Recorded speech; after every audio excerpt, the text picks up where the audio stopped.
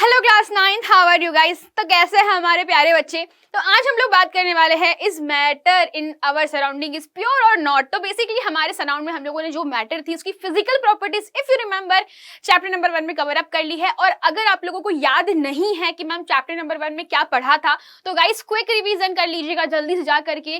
Previous lecture में मैंने आपको हर एक चीज डिटेल में कवर अप करवा दी थी। तो शुरू करें। सबसे पहली चीज, जब मैं बात कर रही हूँ हमारे सराउंडिंग मैटर्स की, तो हमने समझा था कि ये जनरली 5 टाइप के जो फॉर्म्स होते हैं उसमें पाया जाता है ना। हमने समझा था कि 5 फिजिकल स्टेट्स होती है काइंड ऑफ आपका solid, liquid, gas, plasma and boss Einstein condensate. तो इतनी 5 आप लोगों की क्या होती है, फिजिकल स्टेट होती है। पर मैंने कहा था कि नहीं नहीं नहीं, हमको इसके बारे में, ये हमारे मैटर्स जो है वो एक्चुअली में कैसी प्रॉपर्टीज रखते हैं उसके बारे में ये इस वाले लेक्चर में यानी चैप्टर नंबर 2 में कवर अप करेंगे। और चैप्टर नंबर 1 में सिर्फ और सिर्फ फिजिकल प्रॉपर्टीज थी।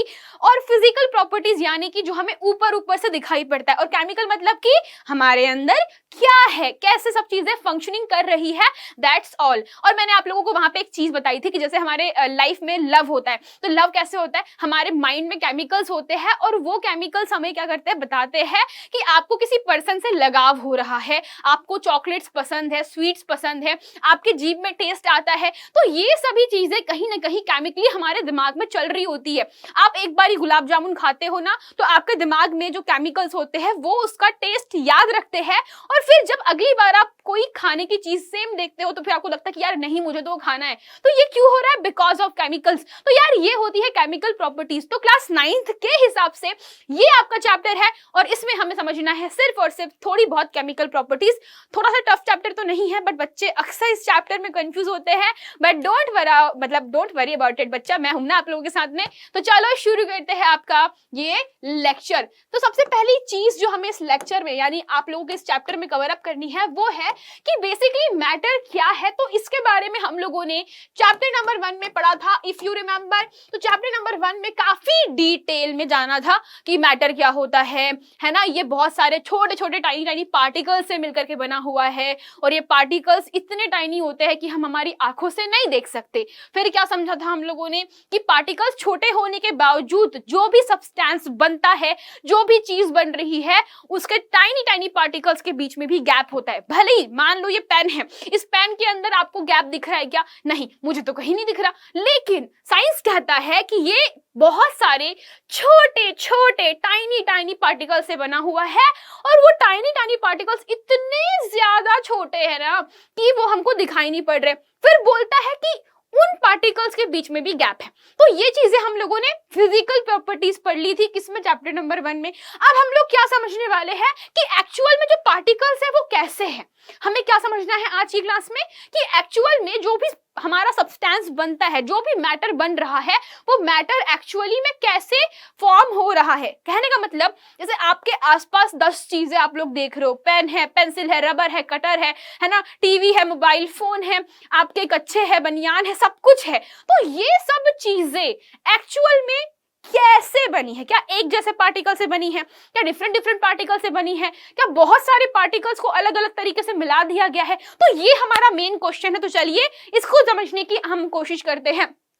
तो पॉइंट हमारा ये था कि जब मैं बात कर रही हूँ व्हाट इज मैटर, तो बेटा मैटर के बारे में मैंने क्या कहा था आप लोगों को कि मैटर जो होता है जिसका मास होता है और जिसमें क्या पाया जाता है, वॉल्यूम होता है। तो वॉल्यूम एंड मास दो प्रॉपर्टीज हर किसी भी मैटर के पास में होनी चाहिए। एम आई राइट? अरे हाँ या ना, जल्दी बोलो यार, यस और नो? Yes of course. तो ये दो प्रॉपर्टी हम लोगों ने पढ़ी थी। बट नाउ कि is there kind of matter, तो मैटर की कोई और भी प्रॉपर्टीज होती है क्या, मैटर कोई अलग तरीके से भी हो सकता है क्या? यस। तो हमारा chapter number 2 is all about कि हमारा जो मैटर होते हैं इसके भी 2 डिफरेंट टाइप होते हैं। यानी जो हम देख रहे हैं वो पार्टिकल्स देख रहे हैं क्या, नहीं, हम तो मैटर देख रहे हैं ना। हमारे पास में वाटर है, चाय है, कॉफी है, दूध है, तो ये सब क्या है, टाइप ऑफ मैटर। तो ये मैटर जैसे दूध किन पार्टिकल से मिलकर बना है, आपको पता है क्या? नहीं पता है। मुझे पता है कि आपको नहीं पता, ठीक है। आपको पता है कि चाय कैसे बनती है, बट डू यू नो कि शुगर कैसे बना हुआ है? क्या आपको पता है कि नमक कैसे बना हुआ है? नहीं, यू डोंट नो कि व्हाट इज सॉल्ट, सॉल्ट किससे मिलकर बना है यार। उसमें भी बहुत सारे छोटे छोटे टाइनी पार्टिकल्स है, बट जो आप लोग देख रहे हो क्या वो एक्चुअल में है? तो ये सारी जो गुत्थियां है वो मेरे को पता आपके दिमाग में बिल्कुल घुसी हुई होगी, तो उसी को हम सॉल्व करेंगे। तो पहला पॉइंट है हमारे पास में कि जो हम मैटर देख रहे हैं हमारे सराउंड में, तो वो 5 फिजिकल स्टेट हमने देखी थी उसमें तो पाया जाता ही है, बट उसके अलावा हम एक्चुअली केमिकल कंपोजिशन के हिसाब से देखें, यानी कि if you are asking me कि मैम हम केमिकल कंपोजिशन या बनावट के हिसाब से समझने की कोशिश करें, तो हमारे पास में जो हमारा मैटर है, तो मैटर को जनरली क्या किया गया है, 2 टाइप्स में डिवाइड कर दिया गया है जो हमारे सराउंड में होता है। तो पहला होता है प्योर सब्सटेंस, दूसरा होता है इम्प्योर सब्सटेंस। प्योर का मतलब होता है एक जैसे पार्टिकल्स। इसके बारे में डिटेल में पढ़ेंगे, जरा सब्र रखो, अपने दिल की धड़कने और कॉपी के पन्ने खोल लो। क्यों? क्योंकि कॉपी के पन्नों में तुम लोग उसको नोट करोगे, तो नोट भी करना जरूरी है। ठीक है, तो अब आगे बढ़ते हैं, जल्दी जल्दी से समझने की कोशिश करते हैं। अब प्रॉब्लम क्या है हमारे पास में कि यार 2 तरीके के सब्सटेंस होते हैं, एक प्योर होते हैं, एक इम्प्योर होते हैं। अब क्वेश्चन ये है कि मैम किसको प्योर बोले और किसको इम्प्योर बोले? तो किसी को याद है जो पतंजलि बाबा जो अपने घी बेचते हैं, अरे वही ना पतंजलि का घी आता है, तो बोलते हैं 100% शुद्ध घी। तो is it literally 100% pure ghee? Do you think so? क्या वो प्योर है? आप लोगों ने बहुत सारे मार्केट में ऐसे बहुत सारे एग्जाम्पल देखे होंगे कि 100% शुद्ध है ना, सोने से बना हुआ ये करके। तो यार क्या सच में ये सब चीजें सही है? क्या साइंस कहती है कि 100% शुद्ध घी पाया जाता है? नो, साइंस इज सेइंग नहीं नहीं नहीं नहीं नहीं नहीं, ये पॉसिबल नहीं है। साइंस बोलती है कि यार ये क्या बदतमीजी कर रहे हो तुम। साइंस कहती है शुद्ध मतलब शुद्ध, शुद्ध मतलब कि एक जैसे पार्टिकल्स, और सारे पार्टिकल्स की प्रॉपर्टी एक जैसी होनी चाहिए। कोई भी पार्टिकल ऐसा नहीं हो सकता जिसकी प्रॉपर्टी एक दूसरे से डिफर कर रही हो। कहने का मतलब यह है कि अगर मेरे पास में मान लीजिए यश नाम का लड़का है, तो मुझे यश के 2500 डुप्लीकेट चाहिए होंगे एक पार्टिकल बनाने के लिए। समझ रहे हो जिसको? यानी कि अगर मेरे पास में मान लीजिए पेन बना हुआ है, तो साइंस कहता है कि ये जो पेन है अगर प्योर है, ये नहीं बोल रही हूँ कि प्योर है, मैं बोल रही हूँ कि अगर प्योर मटेरियल से या प्योर सब्सटेंस से बना हुआ है, तो प्योर मतलब कि कोने कोने में एक जैसा दाना होना चाहिए, है ना? तो कोने कोने में एक जैसा दाना यानी कि एक ही जैसे क्या होने चाहिए, एटम्स होने चाहिए या पार्टिकल्स होने चाहिए। That's it. इसको और डिटेल में समझते हैं एंड चलो थोड़ा सा और अपना ब्रेनस्टॉर्मिंग करने की कोशिश करते हैं। तो बात करते हैं types of matter in our surroundings. तो बेसिकली 2 तरीके के होते हैं, pure and impure. Pure matter को भी हम लोगों ने 2 टाइप में डिवाइड करके रखा हुआ है, एक होते हैं एलिमेंट्स और दूसरे होते हैं कंपाउंड्स। ये क्या है? चिंता मत करो यार, मैं हूं ना, इतना दिमाग पे जोर नहीं डालते, है ना, इतना दिमाग पे बिल्कुल जोर नहीं डालते। आपको क्या सोचना है कि अगर मैं बात कर रही हूं एलिमेंट्स या कंपाउंड्स की, तो यू शुड नो कि what your pure matter is like. जैसे कि सोना, नाम सुना सब लोगों ने, तो सोना 24 कैरेट का होता है, 18 कैरेट का मार्केट में मिलता है, 22 कैरेट का मार्केट में मिलता है। इफ यू रिमेंबर, आप लोग कभी ना सोने की दुकान पे जाना, सुनार की दुकान पे जाना और उनसे पूछना कि हमको शुद्ध सोना चाहिए, तो वो पूछते हैं कितने कैरेट तक का, तो आप बोलोगे कि हमको 24 कैरेट शुद्ध सोना चाहिए, यानी गोल्ड चाहिए। तो 24 कैरेट का मतलब होता है 24 कैरेट। दैट मींस कि पूरे के पूरे सोने की जो टिकिया है, जो सोना है, उसकी ईंट के अंदर हर कोई पार्टिकल सोने का होगा, उसमें कोई मिलावट नहीं, कुछ दूसरा पार्टिकल नहीं, कोई दूसरी मेटल नहीं, कुछ नहीं मिलाया जाएगा, वो प्योर रहेगा। और सेम चीज आप लोगों ने देखी होगी कि जब हम बात करते हैं 18 कैरेट या फिर 22 कैरेट्स की बात करते हैं, तो उस टाइम पर 22 कैरेट मतलब कि उसमें कुछ इम्प्योरिटीज मिलाई जाती है। इम्प्योरिटीज लाइक जैसे कोई अदर मेटल, जैसे कॉपर मिला दिया या टिन मिला दिया, तो क्या करते हैं ना, सोने के अंदर कुछ कुछ डिफरेंट टाइप के जो भी मटेरियल है उनको मिक्स कर देते हैं, तो फिर उसकी जो प्योरिटी होती है, शुद्धता होती है, वो गिर जाती है। समझे? तो अगली बार दुकान में जाओ अपनी बीवी के लिए गहने खरीदने, तो याद रखना क्या करोगे, बोलोगे दुकान वाले को कि भैया हमको 24 कैरेट का शुद्ध सोना दिखाइए। उसके प्राइस ज्यादा होते हैं, लेकिन हाँ प्राइस ज्यादा होते हैं, उसके लिए आपको कमाना पड़ेगा और कमाने के लिए बड़ा होना पड़ेगा। अभी तो आप नन्हे मुन्ने बच्चे हमारे, है ना, छोटे मोटे बच्चे हमारे। चलो फिर बात करते हैं इम्प्योर मैटर्स की। तो impure matter basically total kind of हम लोग उसमें मिक्सचर पढ़ेंगे, तो इसको हम लोग थोड़ा बाद में पढ़ेंगे, अभी इसको होल्ड पे रखो। अभी हमारा मेन टॉपिक है प्योर मैटर्स, इसको कंप्लीट करते हैं फिर हम लोग उसके ऊपर बढ़ेंगे, ठीक है। चलिए तो आगे बढ़ते हैं। प्योर सब्सटेंसेस बेसिकली क्या होते हैं, तो it may be defined as a material which contains only one kind of atoms और मॉलिक्यूल्स। दैट मीन्स कि अगर मैंने आपसे बोला सॉल्ट, तो बेटा कितने बच्चे लोग जानते हैं कि सॉल्ट जो होता है बेसिकली सोडियम क्लोराइड यानी कि NaCl के मॉलिक्यूल्स होते हैं। ये क्या होते हैं, NaCl के मॉलिक्यूल्स होते हैं। और यहां पर जब हम बात करते हैं सॉल्ट के एक दाने की, है ना, नमक में भी बहुत सारे दाने होते हैं, तो एक दानों में लाखों करोड़ों आपको पता है एटम्स यानी कि छोटे छोटे टाइनी पार्टिकल्स होते हैं मॉलिक्यूल्स के। तो ये जो मॉलिक्यूल है, तो हर सॉल्ट के दाने में एक जैसे NaCl के मॉलिक्यूल होंगे, तभी वो क्या कहलाता है, प्योर सब्सटेंस कहलाता है। तो हमारे पास में प्योर सब्सटेंस भी दो टाइप्स में डिवाइड किए गए हैं, जिसमें पहला कि इस वन काइंड ऑफ एटम और दूसरा होता है वन काइंड ऑफ मॉलिक्यूल्स। यानी कि अब प्योर सब्सटेंसेस को भी हमने दो टाइप, हमारे पास में प्योर सब्सटेंस थे, इनको भी हमने दो टाइप में डिवाइड कर दिया। पहला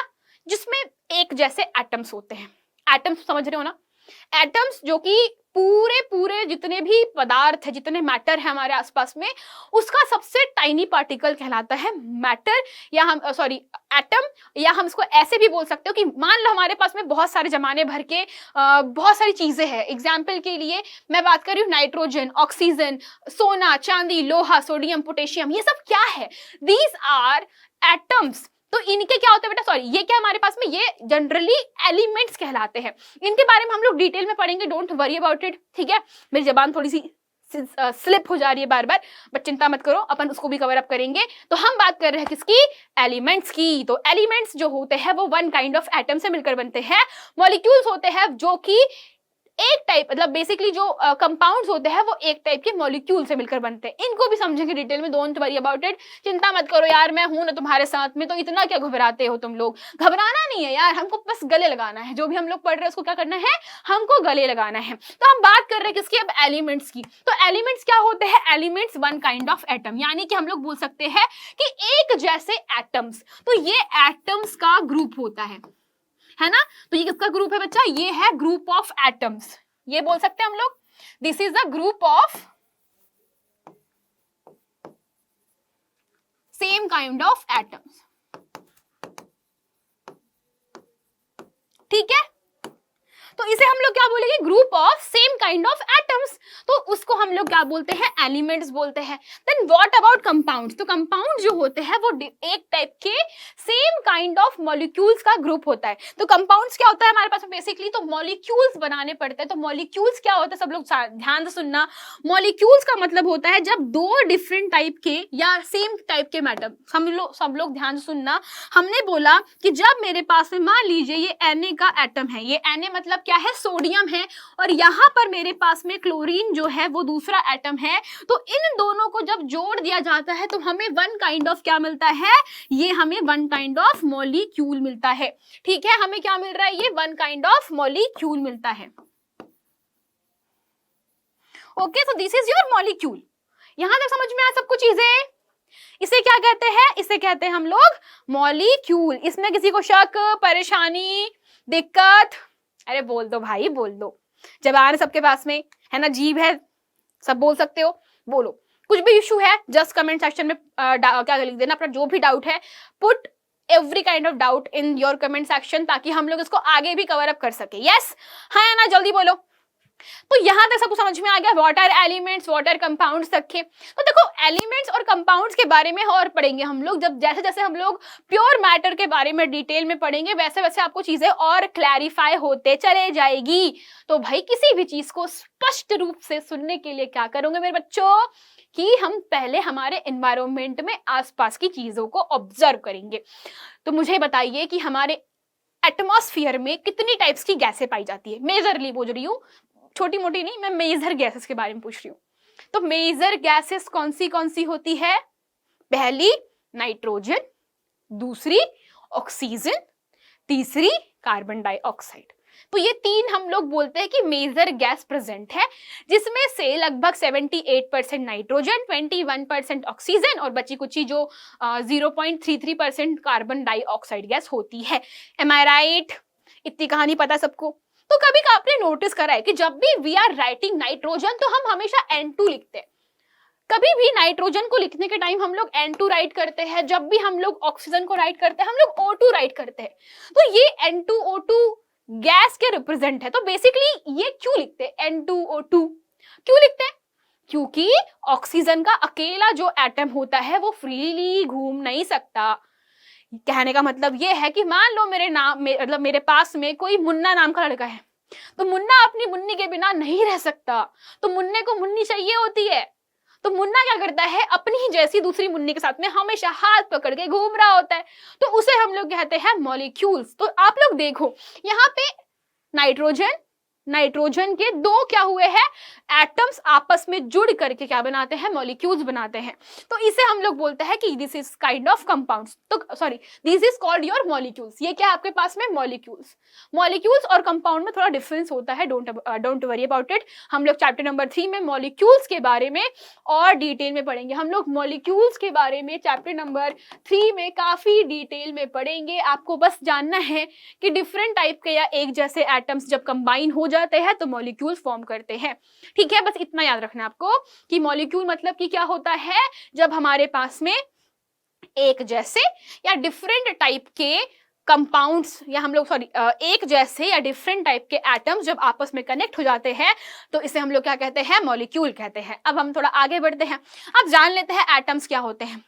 तो हम लोग बात कर रहे हैं किसकी, एटम्स की। तो यार एटम्स में बेसिकली हम लोग बात कर रहे हैं एलिमेंट्स की। तो एलिमेंट्स क्या होते हैं, तो एलिमेंट्स हमारे पास में वे प्योर सब्सटेंसेस है जिसके अंदर बेटा एक जैसे ही टाइप के एटम्स होते हैं। ठीक है, क्या होते हैं, एक टाइप के एटम्स होते हैं, दैट्स इट। इतना आपको दिमाग में रखना है। ठीक है, तो हमारे पास में एलिमेंट्स की बात करूं तो pure substances which are made up only one kind of atoms are known as elements. जैसे कि एग्जाम्पल के लिए मैंने बोला गोल्ड सबको पता है, गोल्ड है ना, येलो येलो कलर का घर में रखा होता है, सबसे कीमती सामान होता है ना, सबको पता है सबसे कीमती चीज होती है गोल्ड। तो वह गोल्ड में क्या होता है कि आपके पास में सारे जो पार्टिकल्स होते हैं वो गोल्ड के एक जैसे होते हैं, सबकी प्रॉपर्टीज एक जैसी होती है, कोई एक दूसरे से डिफर नहीं करता, हर कोई एक जैसे मटेरियल से बना होता है, दैट इज योर गोल्ड। इसमें एक छोटा सा तिनका भी दूसरा नहीं होता, तो इसे हम लोग बोलते हैं प्योर सब्सटेंसेस।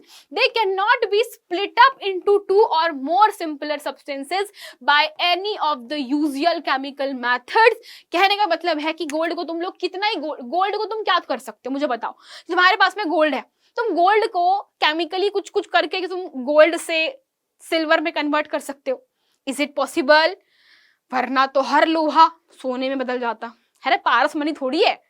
एक हमारे पुराने जमाने में कहावत थी कि पारस पत्थर करके एक स्टोन होता है जो हर चीज को गोल्ड में बदल देता है, बट दैट वॉज जस्ट कहावत एंड इन स्टोरीज, ऐसा रियल में नहीं होता।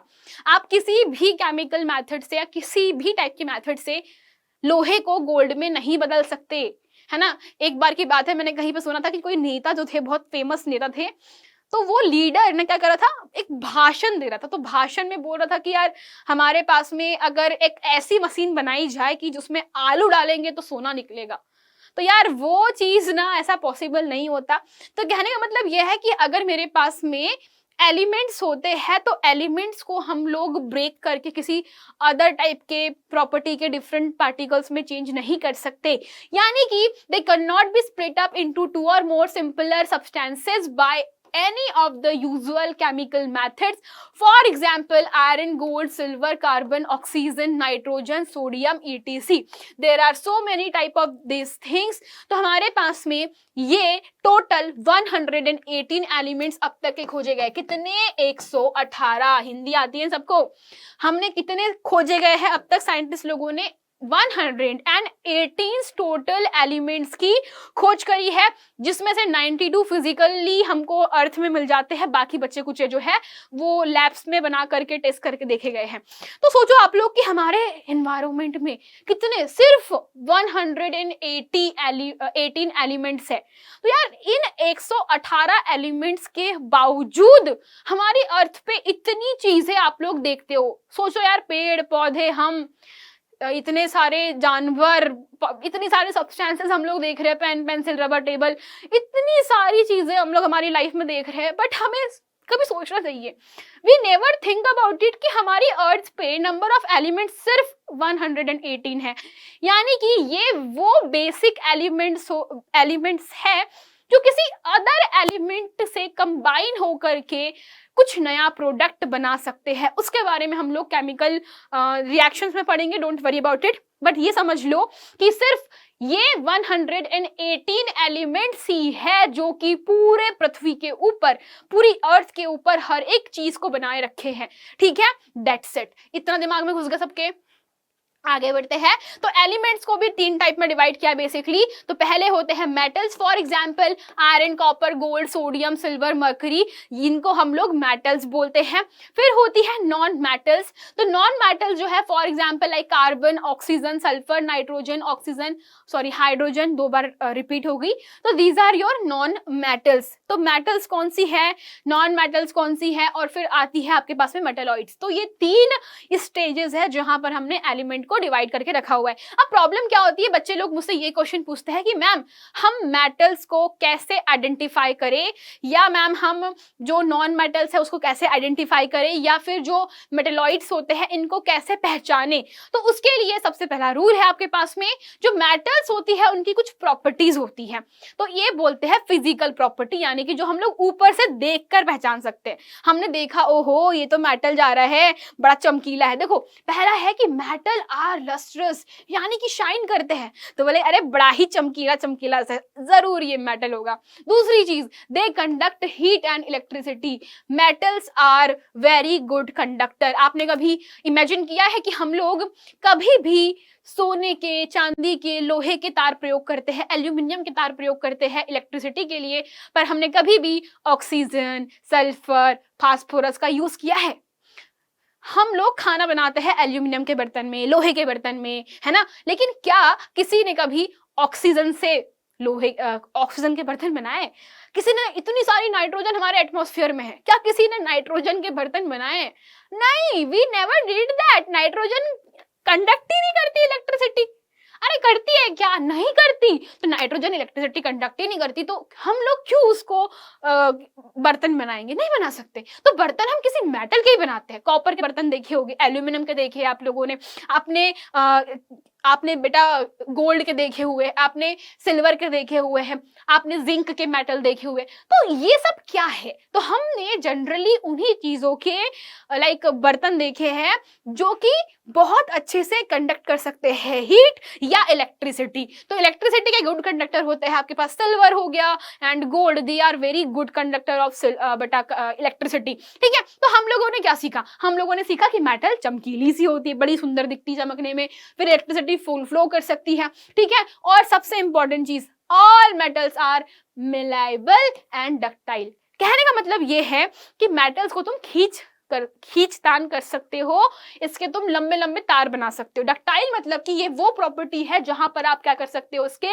लंबे लंबे तार या वायर बना सकते हो। तो हम लोग जो बोलते हैं ना वायर का फॉर्मेशन होना, तो किसी भी मेटल को, चाहे सोना हो, चांदी हो, लोहा हो, आपने नोटिस करना सिर्फ इनके ही तार मिलते हैं मार्केट में। मार्केट में कभी आपको फास्फोरस का रिबन मिलेगा क्या? नहीं मिलेगा। फास्फोरस का रिबन नहीं मिलता आपको, फास्फोरस का चूरन मिलेगा, सल्फर का चूरन मिलेगा। तो ये चूरन किसके मिलते हैं? जो कि हमारे पास में नॉन मेटल्स होते हैं। ठीक है, जो भी मेटल्स होते हैं सिर्फ उनके ही तार पॉसिबल हो पाते हैं।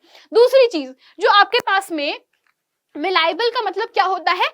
इसका मतलब होता है कि आपने ठोक पीट के इसकी चादर बना दी। मान लो तुम्हारे पास में लोहे का टुकड़ा है, तुमको पता है कि तुम लोहे के टुकड़े को चादर में कन्वर्ट कर सकते हो क्या तुम इसकी शीट बना सकते हो पतली पतली सी? बिल्कुल बना सकते हैं। तो हम क्या कर सकते हैं कि लोहे की एक बहुत ही पतली सी शीट प्रिपेयर कर सकते हैं, and that is the property is your malleability. ठीक है, एक और इंपॉर्टेंट चीज, दे आर सोनोरस, यानी ठोकने पिटने पे टन टन टन टन टन आवाज आती है क्या? अगर मैं मान लीजिए मैं ऑक्सीजन में ताली बजा रही हूँ, देखो हाँ सबको सुनाई दे रहा है कि मैं ऑक्सीजन में ताली बजा रही हूँ। यहाँ पे नाइट्रोजन ऑक्सीजन पाई जाती है, सबको पता है कि एटमॉस्फेयर में कौन सी गैस पाई जाती है, हमारे एटमॉस्फेयर में प्रेजेंट है नाइट्रोजन ऑक्सीजन, है ना। तो अभी मैं यहाँ पर बजाने की कोशिश कर रही हूँ, तो क्या ये बच क्यों नहीं रही है यार? आवाज नहीं आ रही मेरे को, मुझे नाइट्रोजन की आवाज नहीं आ रही, मुझे ऑक्सीजन की आवाज नहीं आ रही। लेकिन अगर मैंने सोने के बर्तन को ठोका, मैंने चांदी के बर्तन को ठोका, मैंने लोहे के बर्तन को ठोका, टन टन टन टन टन टन टन आवाज आती है ना, तो उसे हम लोग बोलते हैं सोनोरस। फिर बात आती है, all metals are hard, they are very hard, है ना। सेम चीज है यार कि मैं बोलूं फिर से वही घिसा पिटा एग्जाम्पल, लोहे के बर्तन को क्या तुम तोड़ सकते हो आसानी से? नहीं तोड़ सकते, लोहा बहुत स्ट्रांग होता है ना, एकदम स्ट्रांग मेटल है। तो यार मेटल्स स्ट्रांग होती है, उनकी प्रॉपर्टी है, ठीक है। Expect sodium and potassium. Sodium potassium metal जो होती है बहुत ही सॉफ्ट होती है, इनको आप चाकू से काट सकते हो, तो they are very soft metals, और इसे हम क्या कर सकते हैं, हम we can cut with knife, हम लोग चाकू से इसको काट भी सकते हैं। आपके एग्जाम में ये एज अ एमसीक्यू क्वेश्चन पूछ सकते हैं कि which metal can be कटेड with the knife, तो आपको आंसर देना है सोडियम एंड पोटेशियम, ठीक है। Then all metals are solids at room temperature except mercury. तो मर्क्यूरी जो होती है जनरली आप लोगों ने थर्मामीटर्स में देखी होगी, तो पुराने जमाने के थर्मामीटर में वो यूज करते थे, आजकल तो डिजिटल थर्मामीटर सब लोग यूज करते हैं। बट मर्क्यूरी एक मेटल है जो कि हमारे रूम टेम्परेचर पे यानी 25-27 डिग्री सेल्सियस पे लिक्विड स्टेट में होती है। यहां तक है क्लियर सबको? हाँ है ना, जल्दी बोलो बोलो बोलो बोलो बोलो, वेरी गुड। नेक्स्ट पॉइंट पर बढ़ते हैं हम लोग आगे, and that is what, that is properties of non metals. अब नॉन मेटल्स को कैसे पहचाने? तो नॉन मेटल्स की तो प्रॉपर्टी मैंने बता दी, इनमें से ना ही साउंड आता है आप लोगों को, ये कैसी होती है, डल होती है अपीयरेंस में। आप ना ही नाइट्रोजन को देख सकते हो, या तो वो ट्रांसपेरेंट टाइप की होगी, तो जनरली जो नॉन मेटल्स होती है या तो ट्रांसपेरेंट टाइप की होगी या वो कैसी होती है, डल दिखती है, ठीक है।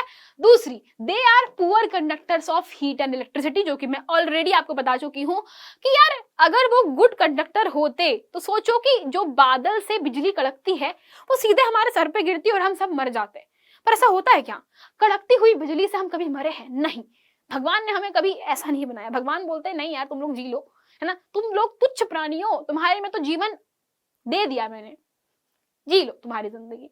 तो भगवान बोले कि नहीं यार एक काम करते हैं, नॉन मेटल्स को हम लोग कंडक्ट नहीं करवाते हैं, है ना।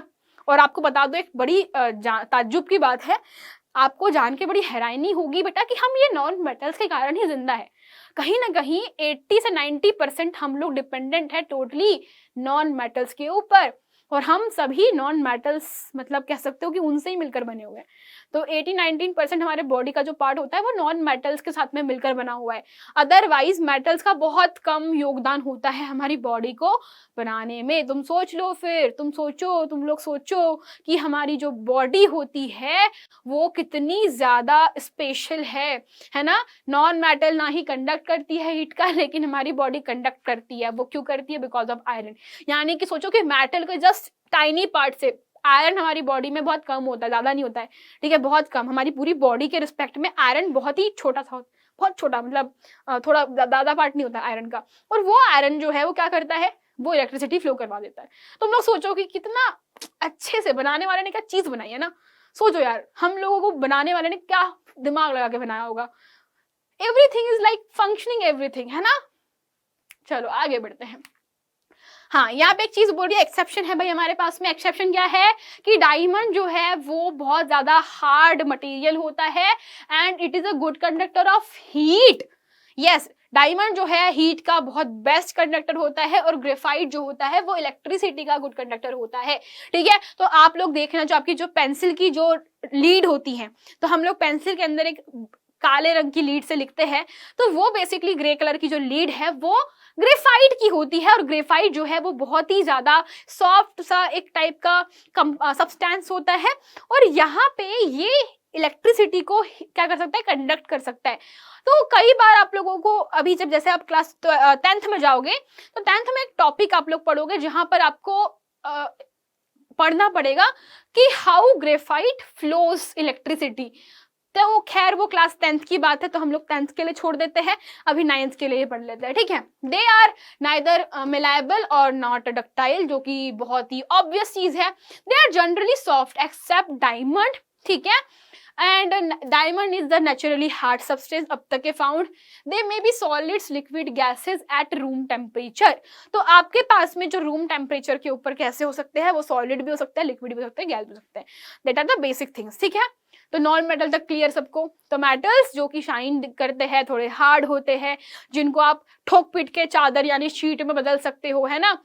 सेम चीज आप लोग अगर बोलो तो वो कंडक्टर होते हैं, किसके, इलेक्ट्रिसिटी के, ठीक है। आप बल्ब जला पाते हो क्योंकि इलेक्ट्रिसिटी तार में फ्लो होती है, बट वहां पे हम ऑक्सीजन नाइट्रोजन का यूज करते हैं क्या, नहीं, क्योंकि they are non metals. Non metals जो है हीट और इलेक्ट्रिसिटी दोनों की पुअर कंडक्टर होती है, बहुत बेकार कंडक्टर होती है, ठीक है। ये ना ही डक्टाइल है, ना ही मलाइबल है, ना ही ये साउंड प्रोड्यूस करती है। तो basically non metals are this, ठीक है।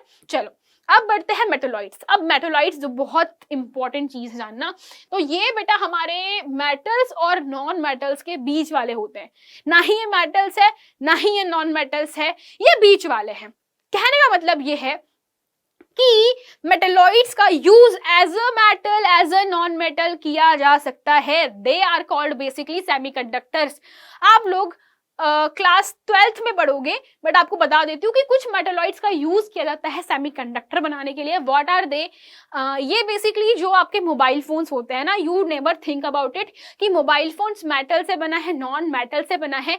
तो मोबाइल फोन के अंदर एक ग्रीन कलर की चिप होती है, उसके ऊपर बहुत सारे छोटे छोटे कंपाउंड्स लगाए जाते हैं। तो वो जो छोटे छोटे चीजें जो यहाँ पर यहाँ कंपोनेंट जो आप लोग देखते हो ना, इसमें कभी नोटिस करना, इसको हम लोग बोलते हैं आईसी। तो आईसी जो होती है वो टोटली बनी होती है आपके सेमीकंडक्टर से, और सेमीकंडक्टर्स जो होते हैं उनसे ही आज हम इतने ज्यादा कह सकते हो कि टेक्नोलॉजी में इतने एडवांस हो पाए हैं, जस्ट बिकॉज ऑफ सेमीकंडक्टर्स जो कि मेटलॉइड से बनते हैं। और ये आप पढ़ोगे क्लास 12th में। तो अभी बस इतना जान लो कि मेटलॉइड्स जो है वो बीच वाले हैं।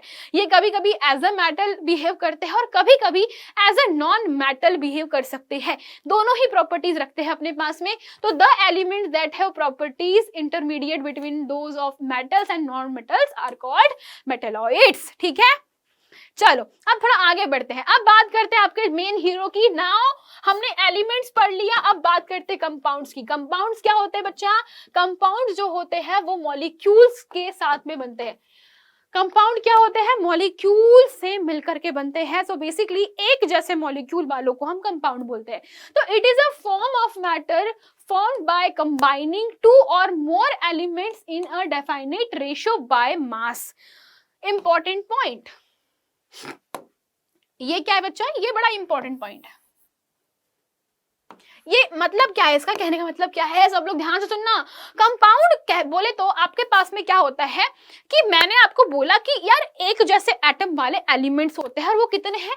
118 टोटल एलिमेंट्स है, इफ यू रिमेंबर। तो ये क्या है? टोटल एलिमेंट्स है कितने? 118। अब क्या होता है, मैंने बोला हमारे वर्ल्ड में आप देखो, अर्थ के कोने कोने में हर जगह पर एक बहुत ही सिमिलैरिटी चीज मिलेगी कि इतनी सारी मल्टीपल चीजें हमारे सराउंड में पाई जाती है। और वो सब चीजें कैसे बनी? तो वो सब चीजें बनती है बिकॉज ये जो 118 एलिमेंट्स है, अगर वो डिफाइनाइट रेशियो में कंबाइन कर ले, क्या बोला मैंने? एक डिफाइनाइट रेशियो में कंबाइन करते हैं तो they are called as a compound. For example, एक एग्जाम्पल लेते हैं। फॉर एग्जाम्पल हमारे पास में मान लीजिए कि हमने कार्बन प्लस ऑक्सीजन गैस को जोड़ा, तो दिस इज योर ऑक्सीजन। मैंने कहा ऑक्सीजन हमेशा O2 में रिप्रेजेंट करती है क्योंकि O2 अकेला नहीं रह सकता। ऑक्सीजन नाइट्रोजन जैसी गैसें जो है अकेले नहीं रह पाती। तो इसके पीछे का रीजन हम चैप्टर नंबर 3 में पढ़ेंगे, मैंने पहले ही बोल दिया। तो बस अभी ये समझो कि ये है ऑक्सीजन। तो ऑक्सीजन जब कार्बन से कंबाइन हुई, तो कंबाइन होने के बाद क्या बनाती है? कार्बन डाइऑक्साइड बनाती है। So this is what? This is a molecule of carbon dioxide. तो ये मॉलिक्यूल को हम कंपाउंड भी बोलते हैं। हम लोग क्या बोलते हैं? This is your compound of what? Carbon dioxide. अब इसमें क्या होता है, इसमें दो डिफरेंट एलिमेंट एक डेफाइनाइट रेशो में मिलते हैं। जैसे कि कार्बन का आप एक एटम देख रहे हो और कार्बन के एक एटम जब ऑक्सीजन के दो एटम से कंबाइन हुए हैं तो इसे कहा जाता है डेफाइनाइट रेशो। अगर रेशो बदल दिया जाता है तो कंपाउंड भी बदल जाता है। कहने का मतलब ये है, अगर मैं कार्बन डाइऑक्साइड लिख रही हूं तो इस कंपाउंड की प्रॉपर्टी इस कंपाउंड की प्रॉपर्टी से अलग होगी। दोनों क्या है, दोनों कार्बन और ऑक्सीजन है। दिख रहा है सबको? अरे सबको अपनी आंखों में दिख रहा है ना कि मेरे पास में, मैंने एग्जांपल के लिए दो कंपाउंड लिए। एक कंपाउंड कौन सा है अपने पास में, एक है अपने पास में कार्बन मोनोऑक्साइड और एक है कार्बन डाइऑक्साइड। ठीक है, इसका नाम क्या है, कार्बन डाइऑक्साइड। इसका नाम क्या है, कार्बन मोनोऑक्साइड। कार्बन मोनोऑक्साइड की प्रॉपर्टी क्या होती, सब लोग सुनना, ये बहुत ज्यादा जहरीली गैस है। जहरीली मतलब कि पॉइजनस गैस है। ये आपके बॉडी में एंटर हुई तो बहुत जल्दी आपकी डेथ हो सकती है। सेम चीज कार्बन डाइऑक्साइड के साथ में। कार्बन डाइऑक्साइड की प्रॉपर्टीज अलग है, ये गैस बिल्कुल अलग है। आप एकदम से तो नहीं मरोगे, है ना। बॉडी में जब CO2 की वैल्यू बढ़ जाती है तब हम ऑफ कोर्स मर जाते हैं, no doubt. But carbon dioxide is not as harmful as CO gas. हम लोग हमारी लिक्विड ड्रिंक्स में इसका यूज करते हैं, जो हम लोग ड्रिंक्स यूज करते हैं पीते हैं उसमें कार्बोनेट्स होते हैं। ठीक है, तो यहाँ ने कहने का मतलब यह है कि अगर मेरे पास में मैंने रेशो बदल दिया तो कंपाउंड भी बदल जाता है। तो क्या लिखा है यहाँ पर कि जो एलिमेंट्स होते हैं वो एक डिफाइनाइट रेशो में मिलते हैं। कहने का मतलब अगर मैंने कहीं पर लिखा है NO2 तो इसको कहते हैं नाइट्रोजन डाइऑक्साइड, लेकिन ये इस गैस से बिल्कुल अलग है। इसकी प्रॉपर्टी इस गैस से टोटली अलग है। तभी मैंने कहा वाटर को अगर मैं H2O लिखती हूं तो ये किसका सूत्र है बेटा, पानी का सूत्र है। इसको हम लोग क्या बोलते हैं, फॉर्मूला फॉर वाटर। तो this is H2O, but what if I change the ratio? So I change the ratio to H2O2. So this is totally different products. H2O2 and H2O दोनों ही टोटली डिफरेंट है, इनका आपस में कोई लेना देना नहीं है। कहने का मतलब कि अगर ये रेशो डिफाइनाइट नहीं है तो कंपाउंड बदल जाता है, कंपाउंड की प्रॉपर्टी चेंज हो जाती है। दैट मीन्स कि जब भी दो एलिमेंट आपस में मिलते हैं तो एक प्रॉपर डिफाइनाइट रेशो में कंबाइन होते हैं एंड देन एक कंपाउंड को फॉर्म करते हैं, और ये कंपाउंड की property can be change if the ratio is change. Got it? है ना? जल्दी बताओ मुझे, यस और नो बच्चों पार्टी, समझ में आया सबको? ओके, नाउ नेक्स्ट हम लोग बात करते हैं it can be decomposed into its constituent elements by suitable chemical methods. For example, water can be break down into oxygen and hydrogen. ठीक है, एंड आपको बता देती हूँ यहाँ पर एग्जाम्पल लिखा है कि it can be decomposed into its constituents elements. कहने का मतलब ये है कि अगर मेरे पास में नाइट्रोजन डाइऑक्साइड है, अगर मेरे पास में कार्बन डाइऑक्साइड है, तो हम इनको अलग अलग भी कर सकते हैं। वी कैन सेपरेट एलिमेंट्स, है ना। हम लोग किसी भी कंपाउंड से एलिमेंट्स को सेपरेट कर सकते हैं। It's not a big deal. Chemical जो हम लोग कह सकते हो कि केमिस्ट्री में ये बहुत ही इंपॉर्टेंट चीज जानना कि हम किसी भी एलिमेंट को कंबाइन कर सकते हैं और उनको ब्रेक भी कर सकते हैं। ठीक है, तो ये सबसे पहला रूल। बट एलिमेंट्स को ब्रेक किया जा सकता है क्या? नहीं, एलिमेंट्स से हम लोग ब्रेक नहीं कर सकते, एलिमेंट को हम लोग ब्रेक डाउन नहीं कर सकते। चलो ठीक है, दैट्स इट। तो these are some example. Okay, now next part हमको जो कवर अप करना है, these are your impure matter. तो अब तक हम लोगों ने क्या पढ़ लिया बच्चा? इफ यू रिमेंबर, हम लोग एक बार खटाखट रिवाइज कर देते हैं। So we learn about pure substance. ठीक है, हमने क्या पढ़ा? ये दो टाइप के होते हैं, एक होते हैं आपके पास में एलिमेंट्स, दूसरे क्या होते हैं आपके पास में कंपाउंड। एलिमेंट्स जो होते हैं वो कैसे होते हैं? एक जैसे, यानी कि सेम टाइप के एटम से मिलकर बनते हैं। यानी कि जो एटम्स होंगे उनकी प्रॉपर्टीज कैसी होगी? तो properties of atom will be same होती है। ठीक है, एटम। ठीक है, और हमने क्या सीखा? कंपाउंड जो होते हैं वो क्या होते हैं? वो डिफरेंट टाइप के जो भी एटम्स होते हैं उनसे मिलकर के कंबाइन होकर के बनते हैं। डिफरेंट टाइप के एटम मिलकर के कंबाइन करके क्या होते हैं बच्चा, कंपाउंड बनते हैं। बट यहाँ पर एक रूल है, यहाँ पे रूल क्या होता है कि इन डिफाइनाइट, या हम लोग कह सकते हो कि इन डिफाइनाइट रेशियो। ओके चलो यहां तक के सबको क्लियर है, वेल डन। नाउ नेक्स्ट अब हम लोग बात करते हैं अबाउट इम्प्योर मैटर्स। तो इम्प्योर का मतलब क्या है, अब कोई गेस करो, what is the meaning of impure. हमने प्योर और हमने बेटा प्योर पढ़ लिया, प्योर में एलिमेंट्स और कंपाउंड हमको क्लियर है, but not what about your impure substance. Impure का मतलब है कि ये बस without any kind of ratio we just mix it. जैसे मान लो मेरे पास में वाटर है, मेरे पास में क्या है H2O है, और H2O में मैंने क्या कर दिया, सॉल्ट मिला दिया, मैंने नमक मिला दिया, यानी कि NaCl मिला दिया। तो आप लोग क्या नमक और पानी को किसी डिफाइनाइट रेशियो में मिलाते हो क्या? नहीं, अंदाजा लेते हैं चुटकी भर नमक 1 गिलास पानी में, है ना। 10 लगे हो, 1 चुटकी नमक, 1 चम्मच शक्कर, पानी मिला दो, बढ़िया सा घोल बन जाता है और पी जाओ। जब भी 10 लगे हो, इससे बेहतर सॉल्यूशन और कुछ हो ही नहीं सकता। तो ये क्या था, अंदाजा लगाओ और रिजल्ट पाओ। सो बेसिकली जब इम्प्योर सब्सटेंसेस की बात की जाती है तो वहां पे कोई भी चीज किसी भी चीज से बस मिक्स हो जाती है। जैसे कि नमकीन होता है, नमकीन में क्या करते हो, मम्मी लोग नमकीन बनाती है, बढ़िया से तलती है, उसमें पोहा वोहा तलती है, बढ़िया से मसाले डालती है।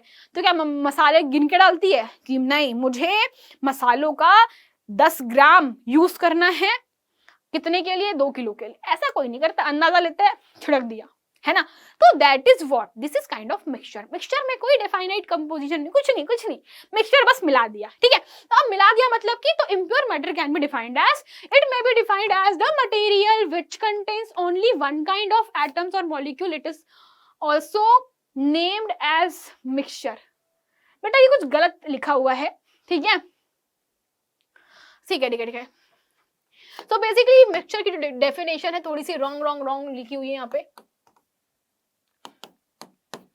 सो बेसिकली मिक्सचर जो है हमारे पास में, कहां चले गए मिक्सचर, ओके।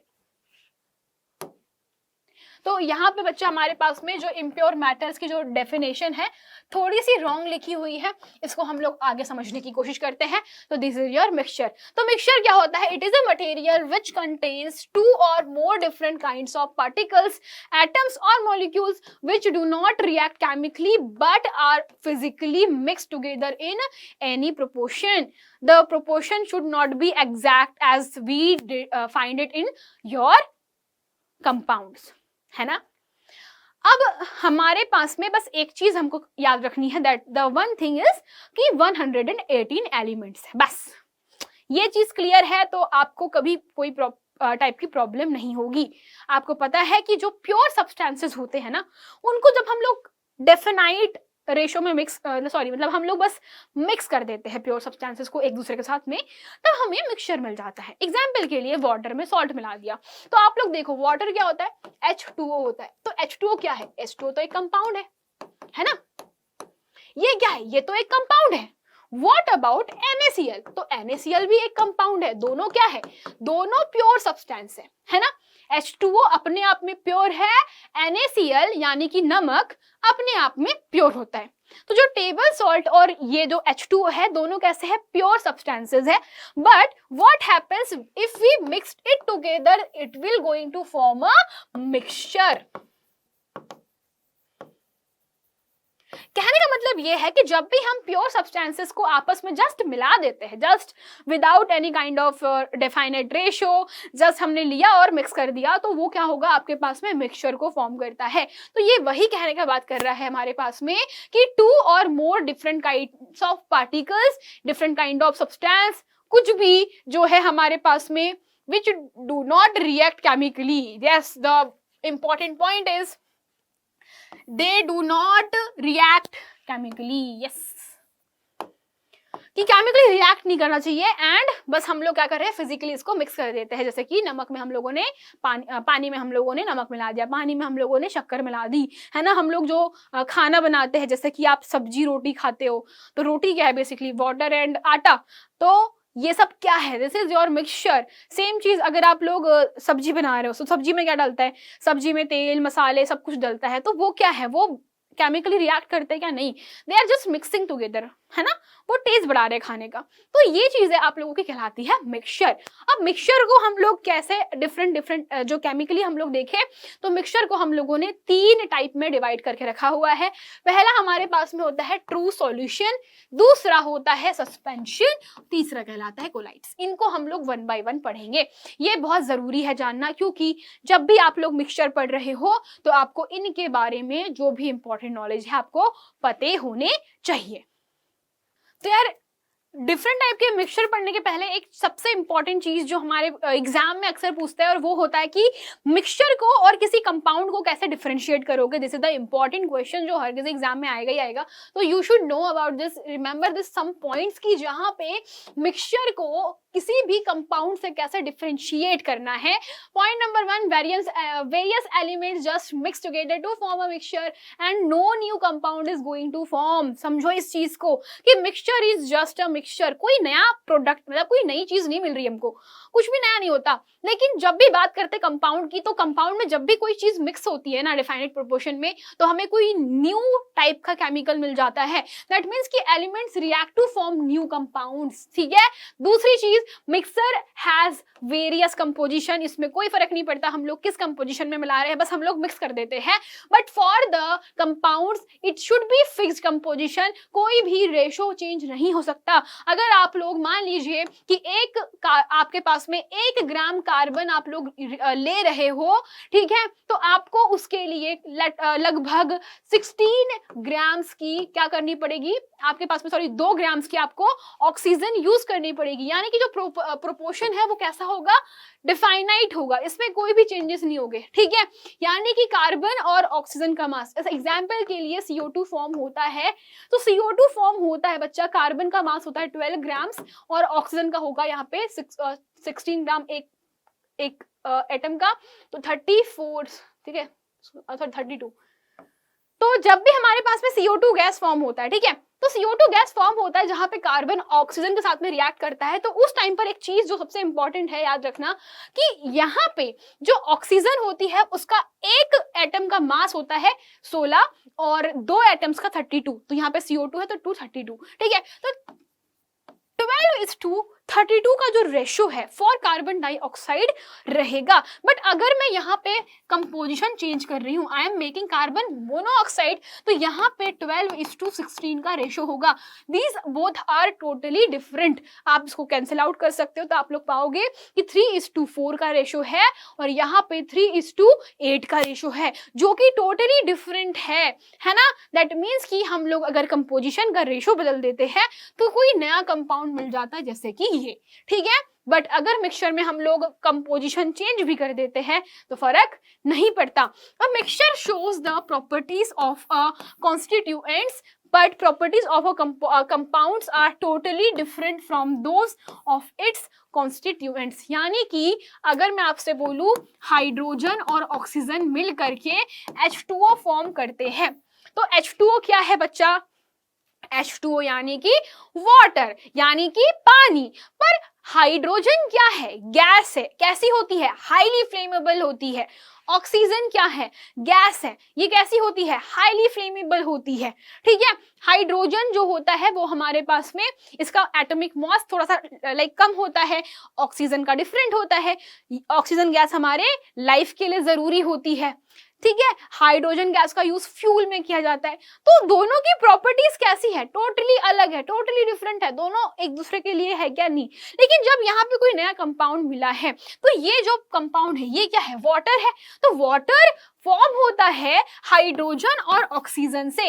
बट क्या हाइड्रोजन और ऑक्सीजन की इंडिविजुअल प्रॉपर्टीज जो है वो H2O के साथ में है क्या, नहीं। H2O तो डिफरेंट प्रॉपर्टी वाला है, ये दोनों जलती है, जबकि ये क्या करती है, बुझाती है। जल क्या करता है, पानी क्या करता है, तो पानी का काम होता है आग बुझाने का, लेकिन ये दोनों तो जला रही है। सो दैट मीन्स हमारे पास में जो भी कंपाउंड नया मिलता है वो कंपाउंड पुराने वाले जिन भी एलिमेंट से मिल करके बन रहा है या जिन भी सब्सटेंसेस से मिल करके बनता है, उसकी और जो प्रोडक्ट हमें मिला उनकी दोनों की प्रॉपर्टी डिफर होती है। ठीक है, then they do not have a fixed melting point, boiling point, etc। Of course अगर हमारे पास में मिक्सचर है तो कोई भी फिक्स्ड पॉइंट नहीं होता for melting boiling, but for the compounds they have fixed melting point, boiling point, etc। जैसे कि सोडियम का मेल्टिंग पॉइंट अलग है, क्लोरीन का मेल्टिंग पॉइंट अलग होती है। क्लोरीन तो खैर गैस ही होती है, तो दोनों के लिए ये पॉइंट्स डिफरेंट होते हैं। बट जब हम NaCl बनाते हैं, नमक बनाते हैं, तो नमक का जो मेल्टिंग बॉइलिंग पॉइंट होता है totally different from your sodium and chlorine individual.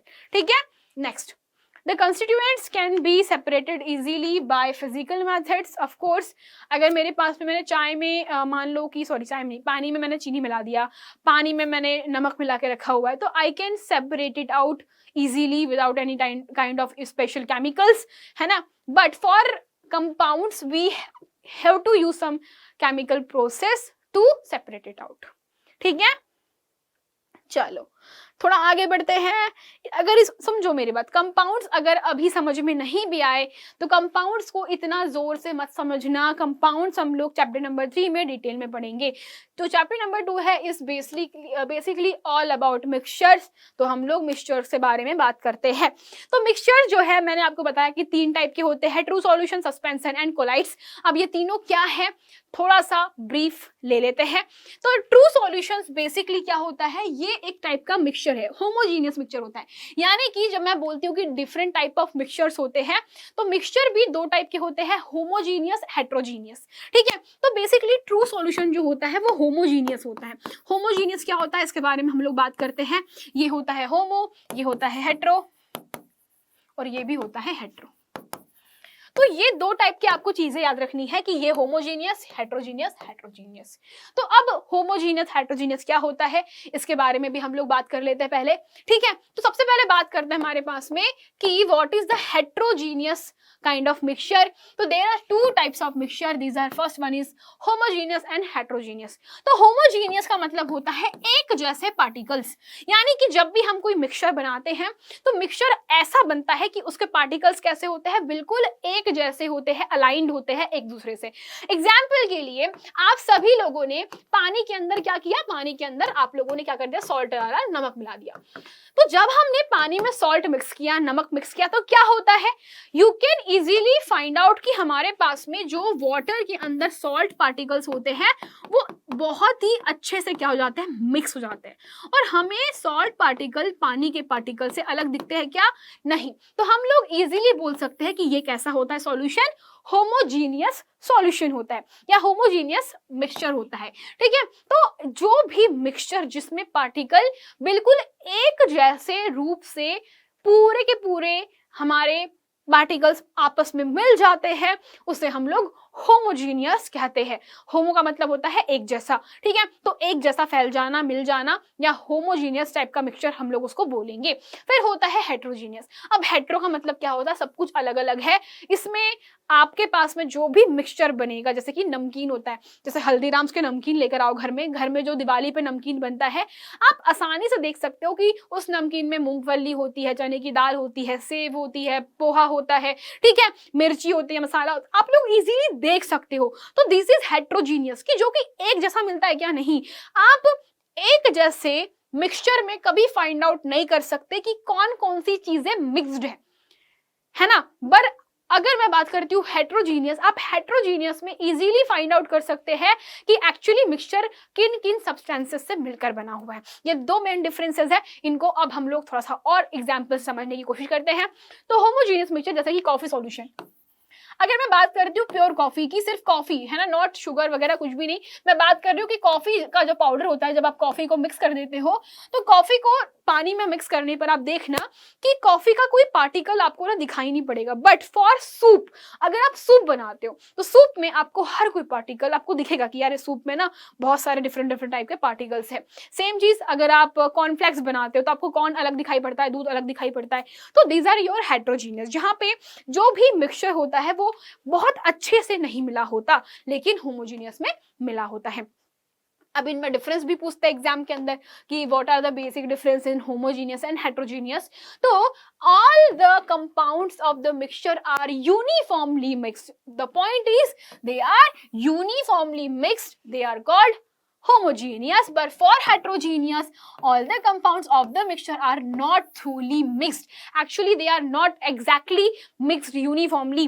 कहीं पे कोई कंपोजिशन ज्यादा है, कहीं पे कोई कंपोजिशन कम होता है, ठीक है। सेम चीज, no separation boundaries are visible. आपको कभी भी नहीं पता चलेगा कि पानी में चीनी मिली है या पानी में नमक मिला है। You can never find out if you are mixing salt in water. If you are mixing salt plus water, तो क्या होगा, सब लोग ध्यान से सुनना कि जो भी आपके पास में वाटर सॉल्ट के साथ में जब भी मिक्स होता है तो यू कांट आइडेंटिफाई कि यार पानी में एक्चुअली सॉल्ट मिला हुआ है या शुगर मिली हुई है। You can't identify until and unless you tested. जब तक आप उसको टेस्ट करोगे, टेस्ट करने के बाद हम लोग पहचान पाते हैं कि यार हमारे पास में एक्चुअली उसमें मिक्स्ड क्या है, ठीक है। सेम चीज आप लोग यहाँ पे बोले सेपरेशन बाउंड्रीज आर विजिबल, तो हम लोग इजीली फाइंड आउट कर सकते हैं कि मिक्सचर किन किन चीजों से मिलकर बना हुआ है, मिक्सचर में कौन से सब्सटेंस बने हुए हैं। तो बहुत क्लियरली आपको एक डिफरेंस समझ पड़ रहा है कि जब मैं बोल रही हूँ कि यार मेरे पास में होमोजीनियस मिक्सचर है, दैट मीन्स कि मुझे पता ही नहीं चल रहा कि यार ये मिक्सचर तो है बट किस चीज का मिक्सचर है I can't identify. But for this part आप इजीली फाइंड आउट कर सकते हो कि मिक्सचर किन किन का बना हुआ है, ठीक है। Then it consists of a single phase but it consists two or more phases, ठीक है। then example sugar dissolved in water, example air, sand and common salt। air भी मिक्सचर है, एयर भी मिक्सचर है, बट यू फाइंड आउट कि वो heterogeneous है या होमोजीनियस है। तो आपको पता है कि अगर मैं अपने एटमॉस्फेयर की बात करूं तो ढेर सारे पार्टिकल्स हैं, लाइक आपके जो धूल के मिट्टी के कण होते हैं, जो डस्ट पार्टिकल्स होते हैं, उसमें एयर भी मिक्स होती है, धुआं होता है, बहुत सारे डिफरेंट टाइप के मिक्सचर है। तो एयर इज ऑल्सो मिक्सचर, और वो भी कैसा, हेट्रोजीनियस। ओके चलो, लेकिन कहीं कहीं पर अगर मैं धूल पार्टिकल्स को, डस्ट पार्टिकल्स को हटा दूं तो एयर एक होमोजीनियस मिक्सचर भी है ना। समझो कि एयर को दोनों टाइप का, एक्चुअली एयर भी एक मिक्सचर है, बट एयर को हम कभी कभी होमोजीनियस और कभी कभी हेट्रोजीनियस की बात करते हैं, क्योंकि कई बार क्या होता है कि हमारे जो एयर में बहुत सारे डस्ट पार्टिकल्स वगैरह भी होते हैं, तो जब डस्ट पार्टिकल्स इंक्लूड हो जाते हैं तो this will be your heterogeneous mixture. But if we are talking about बहुत ज्यादा एकदम साफ सुथरे वातावरण की बात करूं मैं, एकदम बिल्कुल जहां पे कोई गंदगी नहीं, कुछ नहीं, कोई पॉल्यूशन नहीं है, तब बेटा आपके पास में जो एयर है it is a homogeneous mixture. Okay, if I am talking about all the gases that means तब वो सिर्फ homogeneous mixture, but if I am talking about whole your atmosphere then it is a heterogeneous. ठीक है, चलो next पे बढ़ते हैं। अब बात करते हैं true solution. So basically solution क्या होता है, ट्रू सॉल्यूशन जिसके बारे में हम लोग यहाँ पे बात कर रहे थे, तो this is your true solution, जो कि एक और मिक्सचर का टाइप होता है। तो ट्रू सॉल्यूशन जो होते हैं वो कैसे होते हैं, होमोजीनियस होते हैं, जो कि मैंने आपको पहले ही बता दिया है। ठीक है, तो true solutions, a solution is a homogeneous mixture of two or more substances, for example lemon water, sugar solution, soda water, etc। तो बेटा ये सब क्या है आपके पास में ट्रू सॉल्यूशन के एग्जांपल होते हैं। ट्रू सॉल्यूशन मतलब कि दे आर होमोजीनियस, सारे के सारे पार्टिकल्स कैसे मिले होंगे, यूनिफॉर्मली मिक्स्ड होते हैं। अब इसकी थोड़ी सी प्रॉपर्टीज के बारे में हम लोग बात करते हैं। तो एक्चुअली होता क्या है, रुको यार मैं पेन गिर गया। ठीक है, चलो तो हम लोग बात कर रहे हैं कि जो भी ट्रू सॉल्यूशंस होते हैं तो वो बनते हैं आपके पास में दो डिफरेंट टाइप के मिक्सचर से। तो मिक्सचर कैसा होता है कि मिक्सचर के अंदर एक होता है सॉल्वेंट। याद रखना, जब भी कोई सॉल्यूशन बना रहे हो, जब भी कोई ट्रू सॉल्यूशन बना रहे हो, तो वो उसके अंदर एक क्या पाया जाता है आपके पास में, एक होता है सॉल्वेंट और दूसरा होता है आपके पास में सॉल्यूट। सो बेसिकली हमारे पास में क्या होता है, एक सॉल्वेंट होता है, दूसरा क्या होता है, सॉल्यूट होता है। और ये बहुत ही इंपॉर्टेंट है जानना कि जो हमारे पास में सॉल्वेंट है, सब लोग एक चीज को ध्यान रखना कि जो भी सॉल्वेंट होता है, तो ये सॉल्वेंट का काम क्या होता है बेटा, ये होता है आपके पास में इसका लार्जर प्रोपोर्शन होता है। सॉल्वेंट हमेशा लार्जर प्रोपोर्शन में होता है, लेकिन जो आपका सॉल्यूट होता है इसका प्रोपोर्शन थोड़ा सा कम होता है, यानी कि हम बोल सकते हैं कि सॉल्वेंट जो है वो लार्जर प्रोपोर्शन में होगा, लेकिन जो आपका जो सॉल्यूट होता है जो कि एक्चुअली मिक्स होता है वो कैसा होता है, लेस प्रोपोर्शन होता है इसका।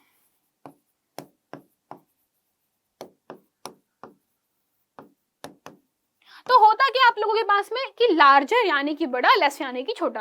तो जैसे एग्जाम्पल के लिए मैं बना रही हूं सॉल्यूशन ऑफ, एग्जाम्पल के लिए if I am making a solution of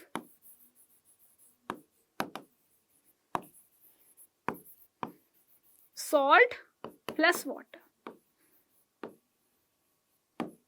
If I'm making a solution of salt and water, so what happens here?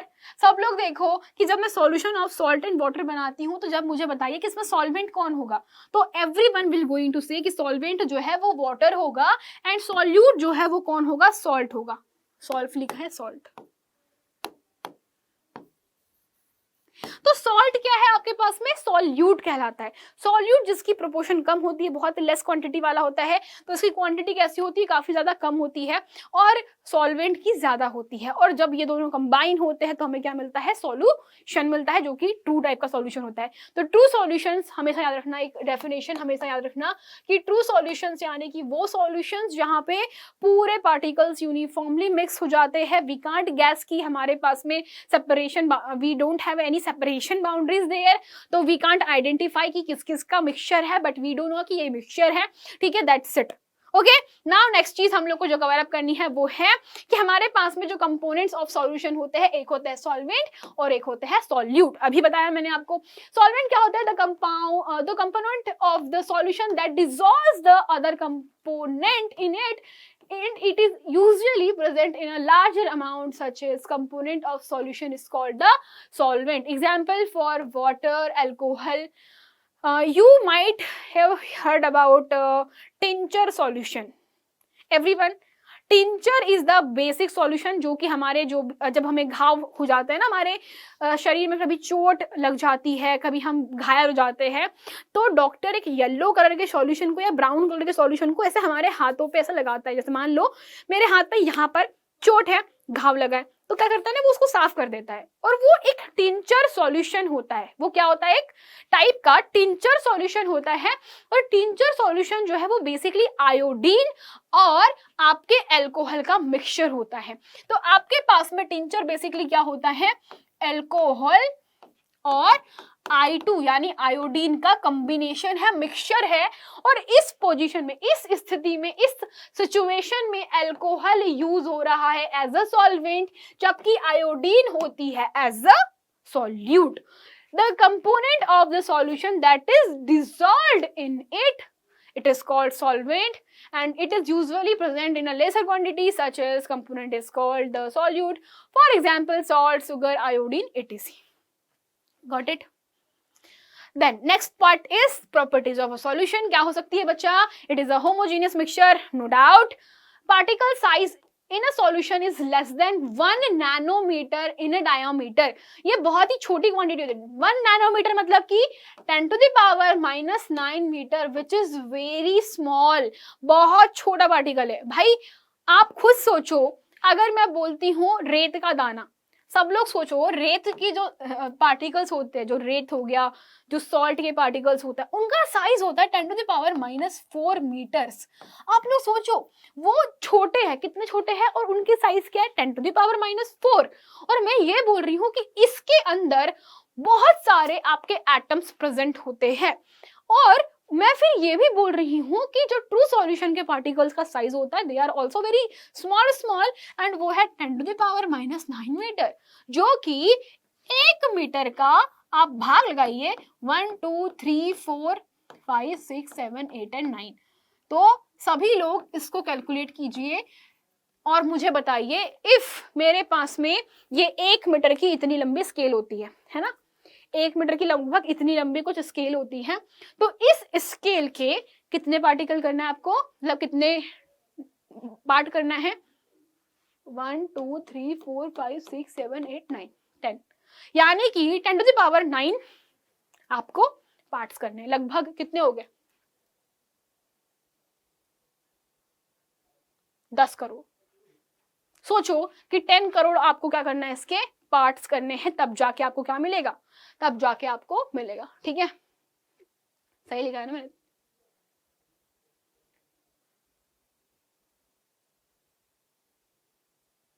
Sorry sorry sorry, 1 अरब आपको टुकड़े करने पड़ेंगे। ठीक है, दैट मीन्स अप्रोक्सीमेटली आप लोग बोल सकते हो कि 100 करोड़ पार्टीशन करने के बाद आपको 1 नैनोमीटर मिलता है, जो कि very less. Then particles of a solution can not be seen even with the microscope. Of course इतना छोटा होगा, हमारी आंखें जो है बहुत छोटी चीजों को डिटेक्ट नहीं कर सकती, सो ऑफ कोर्स हम लोग माइक्रोस्कोप से भी नहीं देख सकते। A true solution does not scatter the light solution, it is stable. This is the point जहां पर मैं आपको आखिरी में समझाऊंगी। This point is the related with Tyndall effect, so I will going to tell you about it last, है ना, हम लोग उसको लास्ट में पढ़ेंगे बिकॉज ये थोड़ा सा इंपॉर्टेंट टॉपिक है।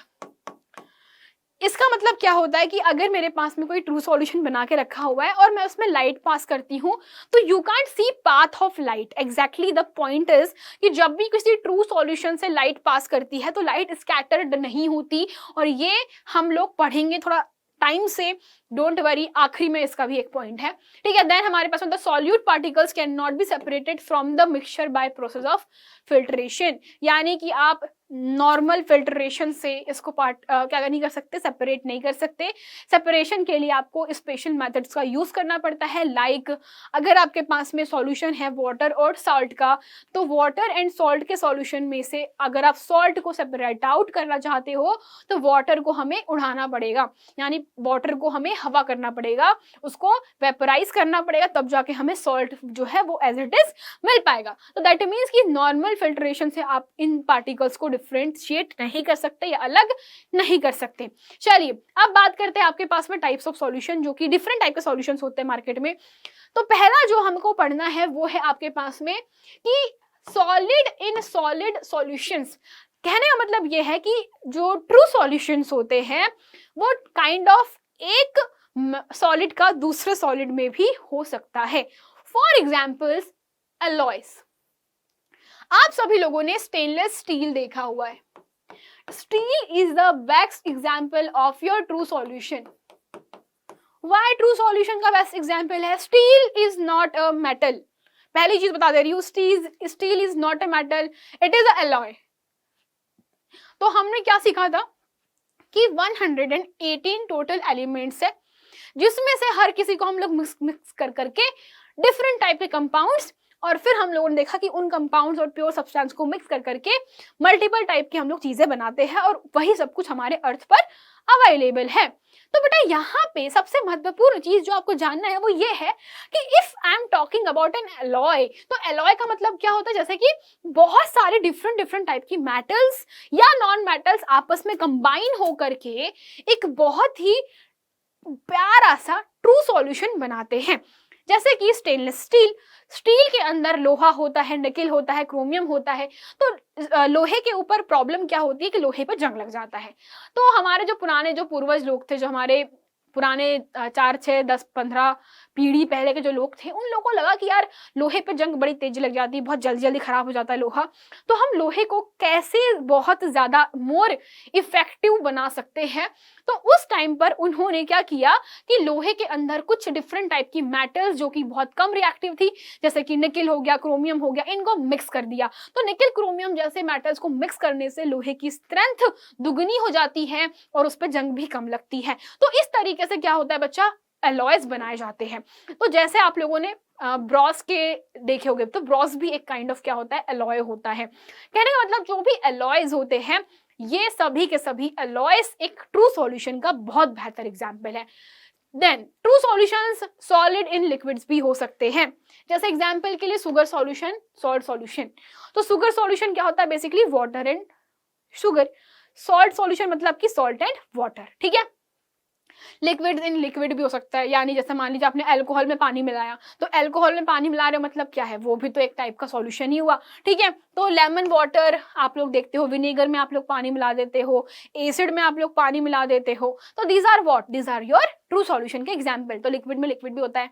गैस में गैस, देखो मैंने कहा था कि गैस में गैस का जो एग्जाम्पल है हेट्रोजीनियस होमोजीनियस में भी लिया जाता है।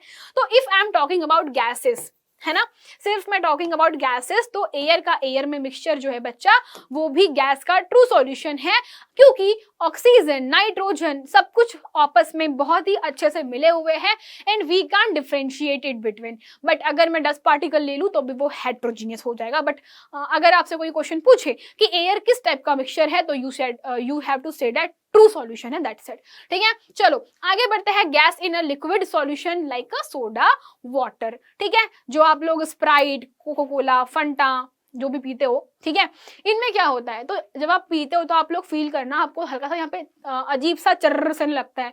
तो जब भी हम लोग सोडा वाटर या फिर आपका कोको कोला पीते हैं, तो पीने के बाद हमें काफी ज्यादा लाइक ऐसा चर्र सा करता है। तो वो क्यों करता है, क्योंकि पीने के बाद बहुत सारी जो गैस के बबल्स है वो हमारे जीभ के ऊपर बन जाते हैं, और फिर जैसे ही हम लोग पानी उसका निगल लेते हैं ना, तो वो गैस के बबल अचानक से फूटने लगते हैं, तो वो चर्र से ना फीलिंग आती है, ठीक है। तो वही चीज है आपके पास में कि ये जो गैस होती है उसको पानी के अंदर मिला करके हमें सोडा वाटर या फिर आप कह सकते हो कि आपकी स्प्राइट, कोको कोला, फेंटा एटीसी बनाई जाती है, ठीक है।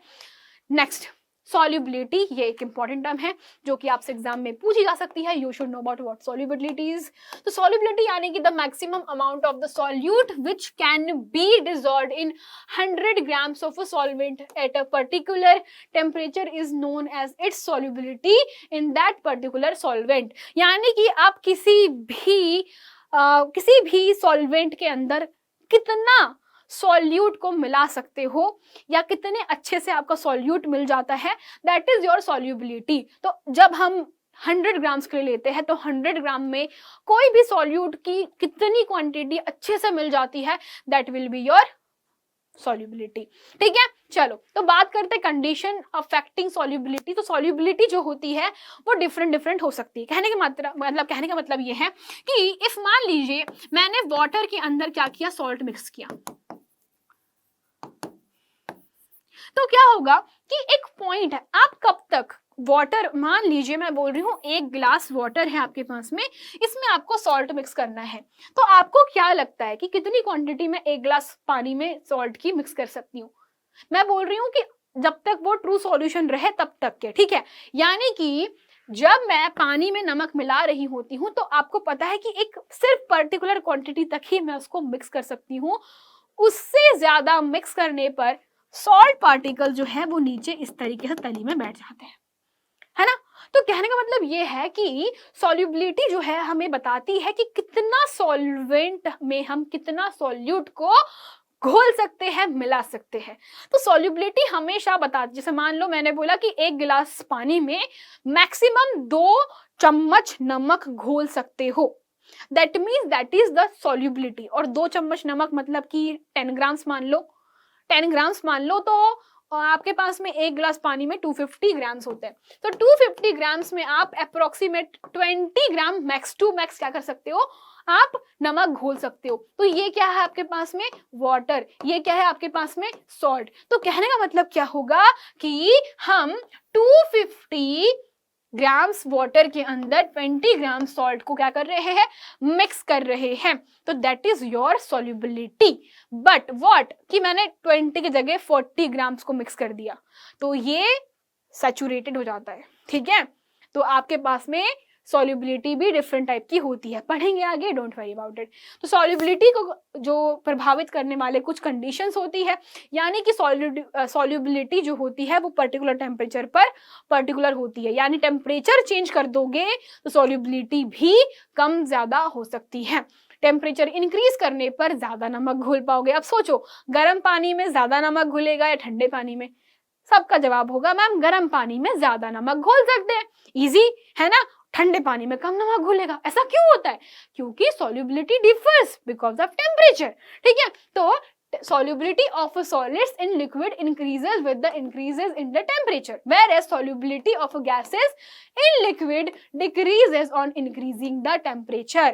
यानी कि अगर आप किसी भी सॉलिड्स को लिक्विड में मिक्स करते हो तो आपके पास में टेम्परेचर इंक्रीज करने पर सॉल्युबिलिटी बढ़ जाती है, लेकिन अगर कोई गैस को आप किसी भी लिक्विड में मिक्स करते हो तो टेम्परेचर इंक्रीज करने पर जो गैस पार्टिकल्स होते हैं वो पॉप अप होकर बाहर निकल जाते हैं. ठीक है. Then pressure, solubility of gases in liquid increases on increasing the pressure, no doubt, whereas the solubility of solid in liquid remains unaffected by the changing in the pressure. ठीक है, ये सिर्फ applied on the gas, not on the liquids and solids. ठीक है. चलो अब बात करते हैं कॉन्सेंट्रेशन ऑफ अ सॉल्यूशन. तो कैसे निकाल सकते हैं कॉन्सेंट्रेशन ऑफ अ सॉल्यूशन, सब लोग ध्यान से देखिएगा, ये बहुत ही इंपॉर्टेंट टॉपिक है. हमें क्या करना है कि अब सॉल्युबिलिटी चेक करना है बेसिकली, है ना. तो कॉन्सेंट्रेशन कितना है, यानी कि हमारे पास में किसी भी सॉल्वेंट में कितना सॉल्यूट मिला हुआ है. अगर आप पानी में नमक मिला रहे हो तो कितना नमक मिला रहे हो. ठीक है. तो उसका परसेंटाइल जब हम निकालते हैं तो उसे हम लोग बोलते हैं कॉन्सेंट्रेशन, कि कितने कॉन्सेंट्रेशन है उसकी. अगर हमने मान लीजिए मैंने बोला कि 250 ग्राम्स वाटर में सिर्फ और सिर्फ कितना मिला सकते हो, 25 ग्राम्स ऑफ क्या मिला पाओगे, 25 ग्राम्स ऑफ सॉल्ट मिला सकते हो. ठीक है. तो ये तो सॉल्युबिलिटी हो गई इसकी. पर मैंने बोला कि व्हाट, अगर मैंने 25 की जगह पे 40 ग्राम्स मिलाया तो कॉन्सेंट्रेशन बढ़ेगा या कम होगा. या फिर मैंने बोला कि मैंने 25 ना मिला के सिर्फ 10 ग्राम्स मिलाया, तो इसका कॉन्सेंट्रेशन क्या होगा for that 250 grams of water, वो हमें एक्चुअली मेजर करना है. चिंता मत करो, बताती हूँ इसको, चिंता मत करो, टेंशन मत लो, समझते हैं इसको. So basically it is defined as the mass of the solute in grams present in 100 grams of the solution. Mathematically expression for the concentration of the solution is basically that.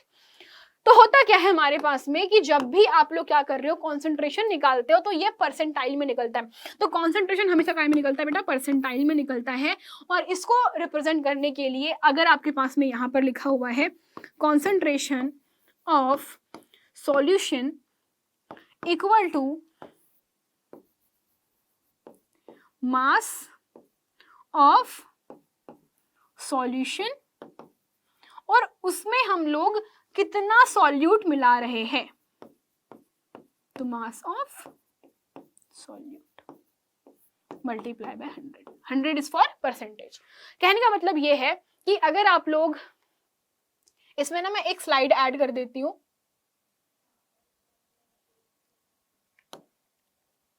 इसको थोड़ा सा और detail में समझते हैं ना, इसको थोड़ा सा और अच्छे से समझने की कोशिश करते हैं. तो बेसिकली मैं बात कर रही हूँ कि if I am talking about कि यार देखो सिंपल सा लॉजिक है. मैंने बोला कि मेरे पास में कॉन्सेंट्रेशन निकालो ऑफ सॉल्यूशन. इफ मैं 250 ग्राम्स ऑफ वाटर के अंदर क्या कर रही हूँ, मैं 25 ग्राम्स मिक्स कर रही हूँ. ठीक है. किसके, सॉल्ट के. तो अब यहाँ पे हमको क्या करना है, कॉन्सेंट्रेशन निकालना है. तो कॉन्सेंट्रेशन कब निकलेगा, तो मैंने कहा था कि आपके पास में सॉल्यूशन के या तो मास पे निकलेगा, ये सॉल्यूशन के मास पर निकलता है, या सॉल्यूशन के वॉल्यूम पे निकलेगा. दो चीजें पॉसिबिलिटी हो सकती है इसकी. आपकी क्लास 9th में दो ही पॉसिबिलिटी है, या तो हम लोग मास के बेसिस पे निकाले या तो फिर वॉल्यूम के बेसिस पे निकाले कि कितने मास में हमने कितना ग्राम्स या कितना सॉल्वेंट हमने सॉल्यूट यूज किया है, कितने सॉल्वेंट में या किसी सॉल्यूशन में हमने कितने ग्राम्स सॉल्यूट यूज किया है. तो दोनों चीजें हमारे पास में होगी, for volume and for mass. अब प्रॉब्लम क्या है कि फॉर मास हमको सॉल्यूशन का टोटल सॉल्यूशन हमको निकालना पड़ेगा. तो मुझे एक बात बताइए कि मेरे पास में 250 ग्राम्स ऑफ वाटर में मैं क्या मिला रही हूँ, 25 ग्राम्स ऑफ सॉल्ट मिला रही हूँ. तो सॉल्यूशन का टोटल मास कितना होगा, ऑफ कोर्स वाटर का मास प्लस सॉल्ट का मास. तो कितना हो गया, 250 प्लस 25 हो गया. एंड हम लोग कितना मिक्स कर रहे हैं सॉल्ट, वो हम मिक्स कर रहे हैं 25. तो मल्टीप्लाई कर दीजिए बाय 100. तो इसको सॉल्व करने पर आपको क्या मिल जाएगा, वैल्यू मिल जाएगा जो कि आपके पास में परसेंटाइल में होगा. तो कितना आएगा, ये लगभग आएगा आपके पास में 275. तो सॉल्व करो इसको, तो जो भी आपके पास में आंसर आएगा वो ये बता रहा है कि सॉल्ट आपके पास में पर लाइक 275 ग्राम्स में आपके पास में इतना सॉल्ट जो है उसका परसेंटाइल मिक्स्ड है. ठीक है. अब हम बात करते हैं for volume. In case of liquid solution in liquid solvent concentration can be expressed as volume of solution and volume of solute. ठीक है. तो ये दोनों चीजें आपको याद रखना है। इस पे बेस्ड न्यूमेरिकल्स हम लोग करेंगे तब और समझ में आएगा, है ना।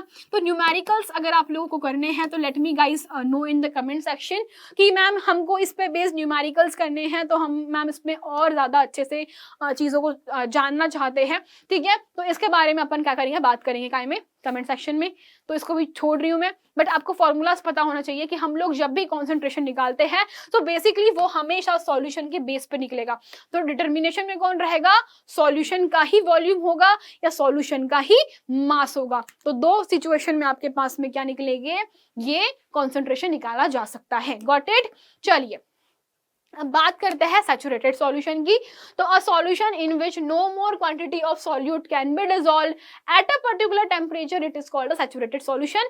तो सबसे पहली चीज आपके पास में है, मैंने आपको बताया था कि जब भी सॉल्यूशन हम लोग बना रहे हैं, है ना, तो यहाँ पर एक चीज मैंने आपको बताई थी कि सॉल्युबिलिटी क्या होती है, कितनी पर्टिकुलर क्वांटिटी आप किसी भी सॉल्वेंट में मिला सकते हो सॉल्यूट की। यानी कि अगर आपको बोल रही हूँ कि मैं वाटर के अंदर कितना नमक मिला सकते हो, तो दैट इज योर सॉल्युबिलिटी।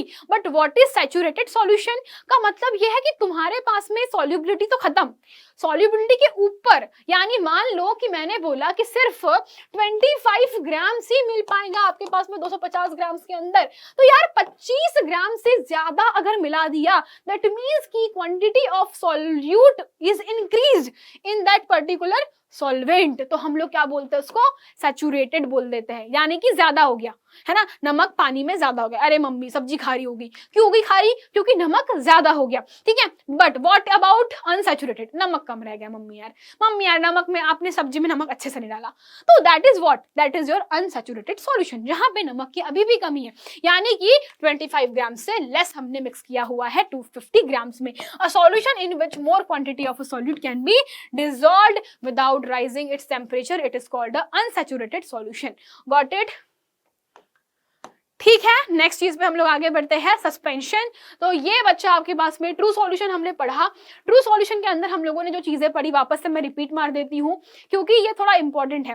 तो सॉल्यूशंस हम लोगों ने पढ़े, तो ट्रू सॉल्यूशन जो है होमोजीनियस मिक्सचर होता है, ठीक है। ये दो चीजों से मिलकर बनता है बेसिकली, उसमें एक होता है सॉल्यूट, एक होता है सॉल्वेंट।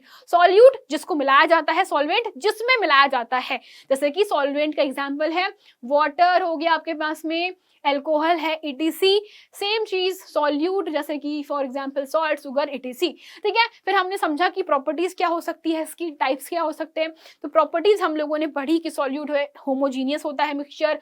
दूसरी चीज पार्टिकल्स बहुत टाइनी होते हैं, नैनोमीटर का कोटि का इसका क्या होता है, साइज होता है, ठीक है। फिर हमने क्या समझा कि the solute particles can not be separated from mixture by the process of filtration. फिर हमने जाना सॉल्युबिलिटी क्या होता है, फिर हमने जाना कि सॉल्युबिलिटी जो है उसको कैसे कौन अफेक्ट करता है। तो टेम्परेचर और प्रेशर दो चीजें इसको अफेक्ट करती है। टेम्परेचर बढ़ाने से सॉल्युबिलिटी बढ़ जाती है, टेम्परेचर कम करने से सॉल्युबिलिटी घट जाती है। बट फॉर गैसेस ये उल्टा होता है, ठीक है।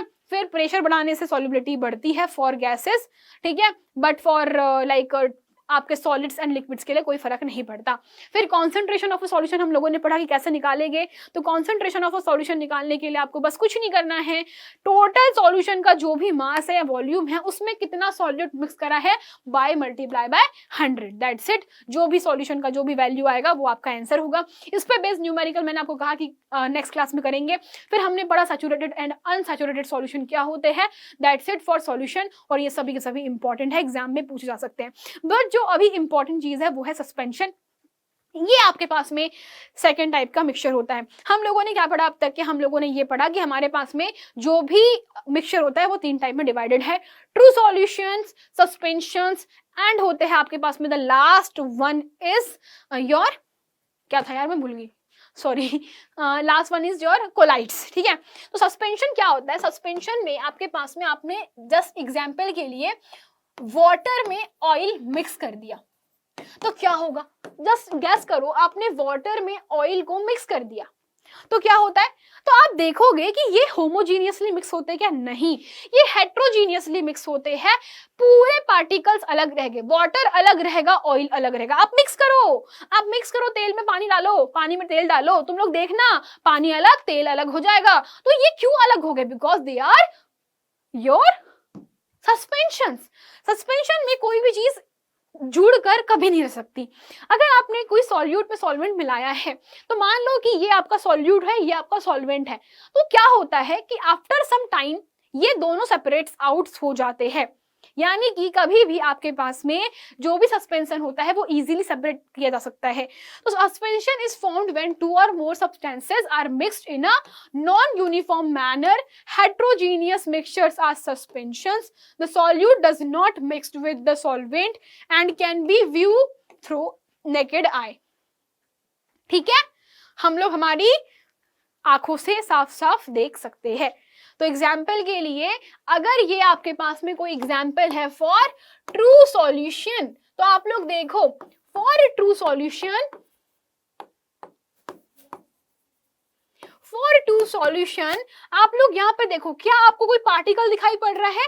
नहीं। But for suspension you can see a lot of particle. और नीचे यहाँ पर देखो कि थोड़ी देर बाद पार्टिकल को छोड़ दोगे तो सारे के सारे जो सॉल्यूट के पार्टिकल से आपको नीचे मिल जाएंगे। फॉर एग्जाम्पल जैसे आप लोगों ने देखा होगा कि वाटर में अगर मैं सैंड मिक्स करती हूँ तो वाटर प्लस सैंड का मिक्सचर कैसा होगा, सब लोग बताओ मुझे। तो वाटर में जब मैं सैंड मिक्स करती हूँ तो आफ्टर थोड़ा बहुत टाइम हमारे पास में जो भी सैंड पार्टिकल्स होते हैं वो क्या हो जाते हैं, नीचे रह जाते हैं। तो जो भी सैंड के पार्टिकल्स है वो नीचे रह जाते हैं और जो वाटर के पार्टिकल्स होते हैं वो ऊपर रहते हैं। तो कहने का मतलब ये है कि सस्पेंशन में थोड़े देर बाद जो भी सॉल्यूट के पार्टिकल्स होते हैं वो नीचे पेंदी में, या फिर हम बोल सकते हैं कि सॉल्यूट के पार्टिकल्स जो है वो सॉल्वेंट से सेपरेट हो जाते हैं, सेपरेट आउट हो जाते हैं। और they can be easily, we can use filtration method, we can easily use like any kind of simple separation method like जुन्ना बिन्ना, तो हम इससे सेपरेट आउट कर सकते हैं। तो प्रॉपर्टी ऑफ सस्पेंशन क्या होती है? Suspension is a heterogeneous mixture. The point number 1 जो कि हमारे पास में पहले से ही था, we can see the particle suspension through naked eyes, we can see the path of light through the particles of a suspension। this is the important point जो कि हम लोग टिंडल इफेक्ट पे पढ़ेंगे।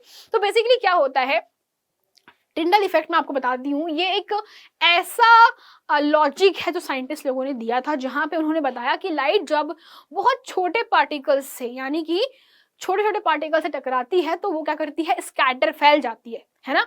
तो उसी को हम टिंडल इफेक्ट बोलते हैं, उसको हम लोग आगे पढ़ेंगे।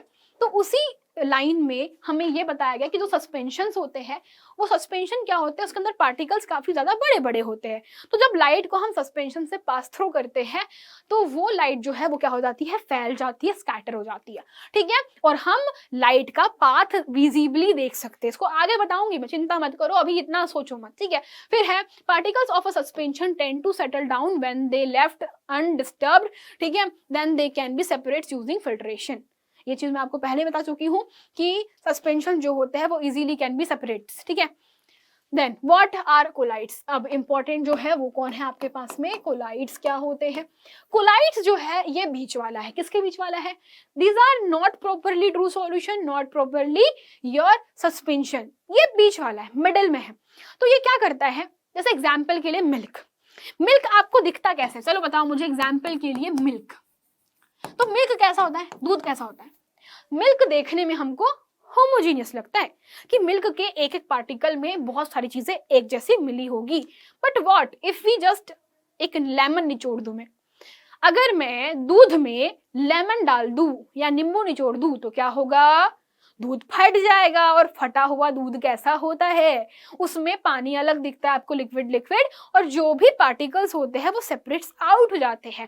That means milk pretends to be a true solution but it is a colloid. दिखने में कैसा होता है, ट्रू सॉल्यूशन जैसा दिखता है, बट है क्या, नहीं। तो इसको हम लोग क्या बोलते हैं, कोलाइड्स बोलते हैं। तो कोलाइड्स के पार्टिकल्स क्या होते हैं, थोड़े से ज्यादा लार्जर होते हैं than your true solution. True solution के पार्टिकल्स कितने होते हैं, 10⁻⁹ जो है वो किसका साइज है बेटा, वो ट्रू सॉल्यूशन का साइज है। लेकिन व्हाट अबाउट द कोलाइड्स, तो कोलाइडल सॉल्यूशन के जो पार्टिकल्स होते हैं उनके अंदर जो साइज ऑफ पार्टिकल्स होता है वो डिफर करता है। यानी कि अगर मैं बात कर रही हूँ ट्रू सॉल्यूशन, तो उसमें मिलाए जाने वाले जितने भी पार्टिकल्स होते हैं वो सब सेम साइज के होते हैं। बट यहाँ पे सॉल्वेंट के और सॉल्यूट के पार्टिकल्स में डिफरेंस होता है। ठीक है, तो colloidal Solution or a colloid is a uniform solution of two or more substances. The particles are relatively very small and solution appears as homogeneous mixture but it is not. ठीक है, तो इनका जो साइज होता है 10 to the power -8 से बड़ा ही होता है. ठीक है, तो वो 10 to the power -9, this is your 10 to the power -8. Properties क्या होती है? Colloids are heterogeneous in nature. The particles of colloids cannot be seen through naked eyes. Of course बहुत छोटे हैं. 10 to the power -8 जो है काफी छोटा है, हम लोग इतना छोटा नहीं देख सकते. ठीक है. The particles scattered a beam of light passes through a colloids and produce Tyndall effect. मैंने कहा था टिंडल इफेक्ट जो है इंपॉर्टेंट फिनोमेना है. इसका मतलब ही होता है कि अगर इन पार्टिकल्स के थ्रू लाइट पास होती है तो लाइट फैल जाती है, स्कैटर्ड हो जाती है. स्कैटरिंग एक फिनोमेना है जिसको हम लोग बोलते हैं फैल जाना, तो वो हमें टिंडल इफेक्ट में शो होती है. ठीक है, और वो कोलाइड्स में रिप्रेजेंट होती है. Colloids are stable in nature. The particles of colloids do not settle down in left uninterrupted. याद रखना कोलाइड जो है वो कैसे होते हैं? स्टेबल होते हैं. जैसे कि ट्रू सॉल्यूशन, अगर आपने नींबू के पानी के अंदर पानी मिला दिया तो वो पानी में नींबू हमेशा रहेगा. समुद्र के पानी में नमक हमेशा मिला रहता है. बट कभी आपने देखा है कि नमक एकदम बिल्कुल बहुत ज्यादा मिक्स हो गया और वो नीचे बैठ गया? नो. तो उसे हम लोग बोलते हैं स्टेबल. वो कभी सेपरेट नहीं होगा, वो कभी सेपरेट आउट होगा क्या? नहीं. But for your colloids same चीज हैपेंस कि ये है तो हेट्रोजीनियस बट ये सेपरेट आउट भी इजीली नहीं होते. ठीक है, तो we cannot separate the particles of a colloid through filtration. We use a method called centrifugation to separate the particle of a colloid. जो आप लोगों ने देखा होगा, एक मशीन यूज करते हैं गांव के अंदर जहां पे दही से छाछ बनाई जाती है. तो जब दही से छाछ बनाई जाती है तो उस प्रोसेस के अंदर दही को बहुत ज्यादा एकदम बीच में से रख करके मथना बोलते हैं, मथते हैं उसको बहुत ज्यादा तरीके से, उसे हम लोग बोलते हैं सेंट्रीफ्यूगेशन. और उस प्रोसेस के थ्रू आप देखना कि जो भी फैट होता है, जो मक्खन होता है, ऊपर आ जाता है और नीचे सिर्फ छाछ रह जाता है. तो this is the property of colloids. अब आगे बढ़ते हैं, थोड़ा सा डिफरेंस देख लेते हैं. आप लोग डिफरेंस देख लो यहाँ पे. तो सॉल्यूशन जो होते हैं आप लोग देख सकते हो कि साइज जो है वो 1 नैनोमीटर से भी छोटा होता है, जबकि कोलाइड्स के जो भी पार्टिकल्स होते हैं वो यूनिफॉर्मली मिक्स होते हैं. याद रखना वो कैसे होते हैं? यूनिफॉर्म मिक्सड होते हैं. इसमें कोई भी प्रॉब्लम है क्या? नहीं प्रॉब्लम है सबको. तो ये कैसे होते हैं? यूनिफॉर्मली मिक्स होते हैं. ये कैसे होते हैं? यूनिफॉर्मली मिक्स्ड होते हैं. पार्टिकल का साइज जो है वो 1 नैनोमीटर से 1000 नैनोमीटर के बीच में होता है. That means 10 to the power -8 मैंने कहा था, 10 to the power -8 से लेकर के अप्रोक्सीमेट 10 to the power -6 के बीच में हो सकते हैं. ठीक है, this is the size of particles जो कि किसी भी कोलाइड सॉल्यूशन में हो सकते हैं. सस्पेंशन की बात करते हैं तो पार्टिकल का साइज जो है वो थोड़ा बहुत ज्यादा बड़ा होता है आपके पास में जो आपके सॉल्वेंट से. ठीक है, तो that is your basically different type of mixture जो कि हम लोग पढ़ रहे थे. ठीक है, अब बात करते हैं what is the Tyndall effect. तो टिंडल इफेक्ट की अगर बात करती हूँ बता, तो टिंडल इफेक्ट एक ऐसा फिनोमेना है जहां पे लाइट रेज जो होती है वो पार्टिकल से टकरा करके स्कैटर हो जाती है. ट्रू सॉल्यूशन में टिंडल इफेक्ट शो नहीं होता, कोलाइड्स में शो होता है, और सस्पेंशन में जो लाइट है उसका प्रॉपर विजिबल पाथ विजिबल होता है. तो कहने का मतलब ये है, when a beam of light is passed through a colloid, the particles of the colloid scatter the beam of light and we can see the path of light in the solution. For example, आप लोगों ने देखा होगा कि जब ठंडी के दिनों में बहुत ज्यादा कोहरा होता है, बहुत ज्यादा वाटर ड्रॉपलेट्स जो होती है वो एनवायरमेंट में होती है, तो जब वहां से कोई सन की रे आती है तो आप लोग देखना कि प्रॉपर आपको पाथ विजिबल होता है लाइट का. तो ये पाथ कैसे विजिबल है? वैसे तो हमको कभी विजिबल नहीं, बस वैसे हमको लाइट का पाथ दिखता है क्या? नहीं दिखता. बट हमको जब भी किसी छोटे से कोने से हम लोग कभी देखते हैं तो हमको लाइट का पाथ जो है विजिबल दिखाई पड़ता है. तो ऐसा क्यों होता है?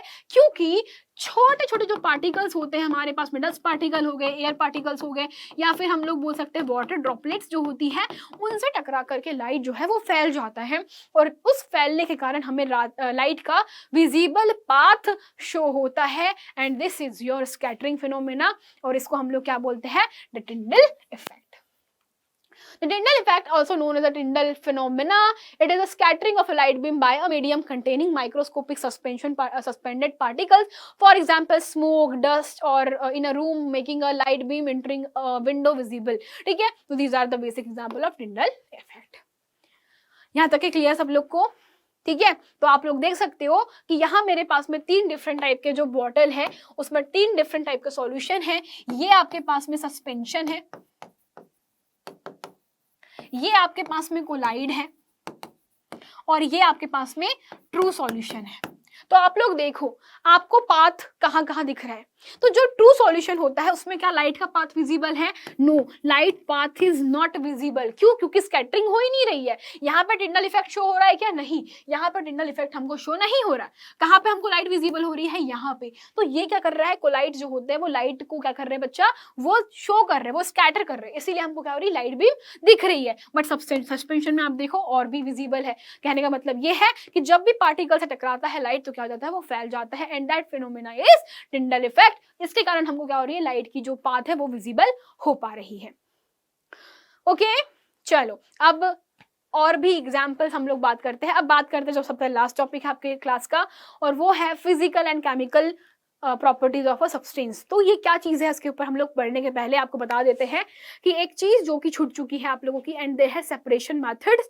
सेपरेशन मेथड जो है वो एनसीईआरटी के सिलेबस में अभी नहीं है, बट अगर किसी के स्कूल में पढ़ाई जाती है तो लेट मी नो, मैं उसको बाद में कभी एक पर्टिकुलर टॉपिक के नाम पे उसका रिकॉर्ड करके आपको पढ़ा दूंगी. क्योंकि सेपरेशन मेथड जो है वो बेसिकली बताती है कोई भी मिक्सचर को हम लोग कैसे उसके मेन सब्सटेंस निकाल सकते हैं ना, किसी भी मिक्सचर से कोई भी मेन सब्सटेंस को कैसे प्राप्त किया जा सकता है उसके बारे में हम लोग डिस्कस करते हैं सेपरेशन में. ठीक है, चलो बट बात करते हैं physical and chemical properties of any kind of matter.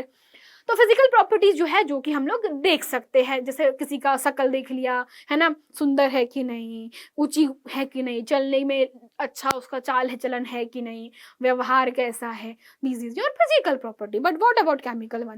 Chemical properties are like अंदर से चाल चलन कैसा है इसका, चालाक तो नहीं है छोरी, बुद्धिमान तो नहीं है ना, बहुत ज्यादा इसमें कहानी घर क्या बोलते हैं अपना चाल तो नहीं चलती है बहुत ज्यादा. तो these are your chemical properties. So what are the physical properties of a substances? The properties of a substance such as rigidity, color, fluidity, boiling point, melting point, density and hardness, etc. are can be observed in a physical property. तो what happens यार, तो physical properties तो हम लोग बात करते हैं वहां पर कि जब भी कोई एक चेंज होता है जहां पर पार्टिकल्स जो है अपने प्रॉपर्टीज को नहीं खोते. एग्जाम्पल के लिए अगर मेरे पास में आई am talking about paper, I do have a paper, paper यानी जो सिंपल पेपर है ना. तो मान लो मेरे पास में ये सिंपल पेपर है, ये पेपर है. अब ये जो पेपर है इसको मैंने फोल्ड कर दिया एंड इसको मैंने उसका पूरा शेप चेंज कर दिया. तो शेप चेंज करना is your physical property, shape is your physical property. तो appearance is kind of physical property. तो अब क्या हो गया, तो इसका अपीयरेंस चेंज हो गया, बट क्या प्रॉपर्टी चेंज हुई? क्या हमारे पास में कागज के जगह पे कुछ और बन गया क्या? पेन बन गया क्या? नहीं. कागज पहले भी कागज था, अभी भी कागज है, पेन बना क्या? नहीं बना. तो that is your kind of physical change. तो ऐसे चेंज जहां पे actual property of your substance as it is रहती है आफ्टर चेंज, उसे हम लोग क्या कहते हैं? Physical change. तो when the physical property of a substance change it's known as physical change. तो हम लोग बोलते हैं कि जब भी फिजिकल प्रॉपर्टी चेंज होगी तो फिजिकल चेंज होगा. ठीक है, when we converted a substance from one state to another such as solid into liquids or vice versa, it is also a physical change, as only the physical nature of the substance change without affecting its chemical nature. For example, change of ice into water, the chemical properties of waters remain same. यानी कि जब भी हम change कर रहे हैं तो actual जो प्रॉपर्टी है वो कभी भी सब्सटेंस की बदलती है क्या? नहीं, वो पहले भी जैसा था अभी भी वैसा ही रहेगा. लाइक आपने टमाटोज को काट दिया, फ्रूट्स को काट दिया, तो यार अगर एप्पल काटा तो एप्पल काटने के बाद भी एप्पल ही है, वो कन्वर्ट हुआ क्या टमाटो में? नहीं, भिंडी तो नहीं बन गया है ना. तो एप्पल को काटने पे भिंडी बन जाता है, ऐसा पॉसिबल है क्या? नहीं.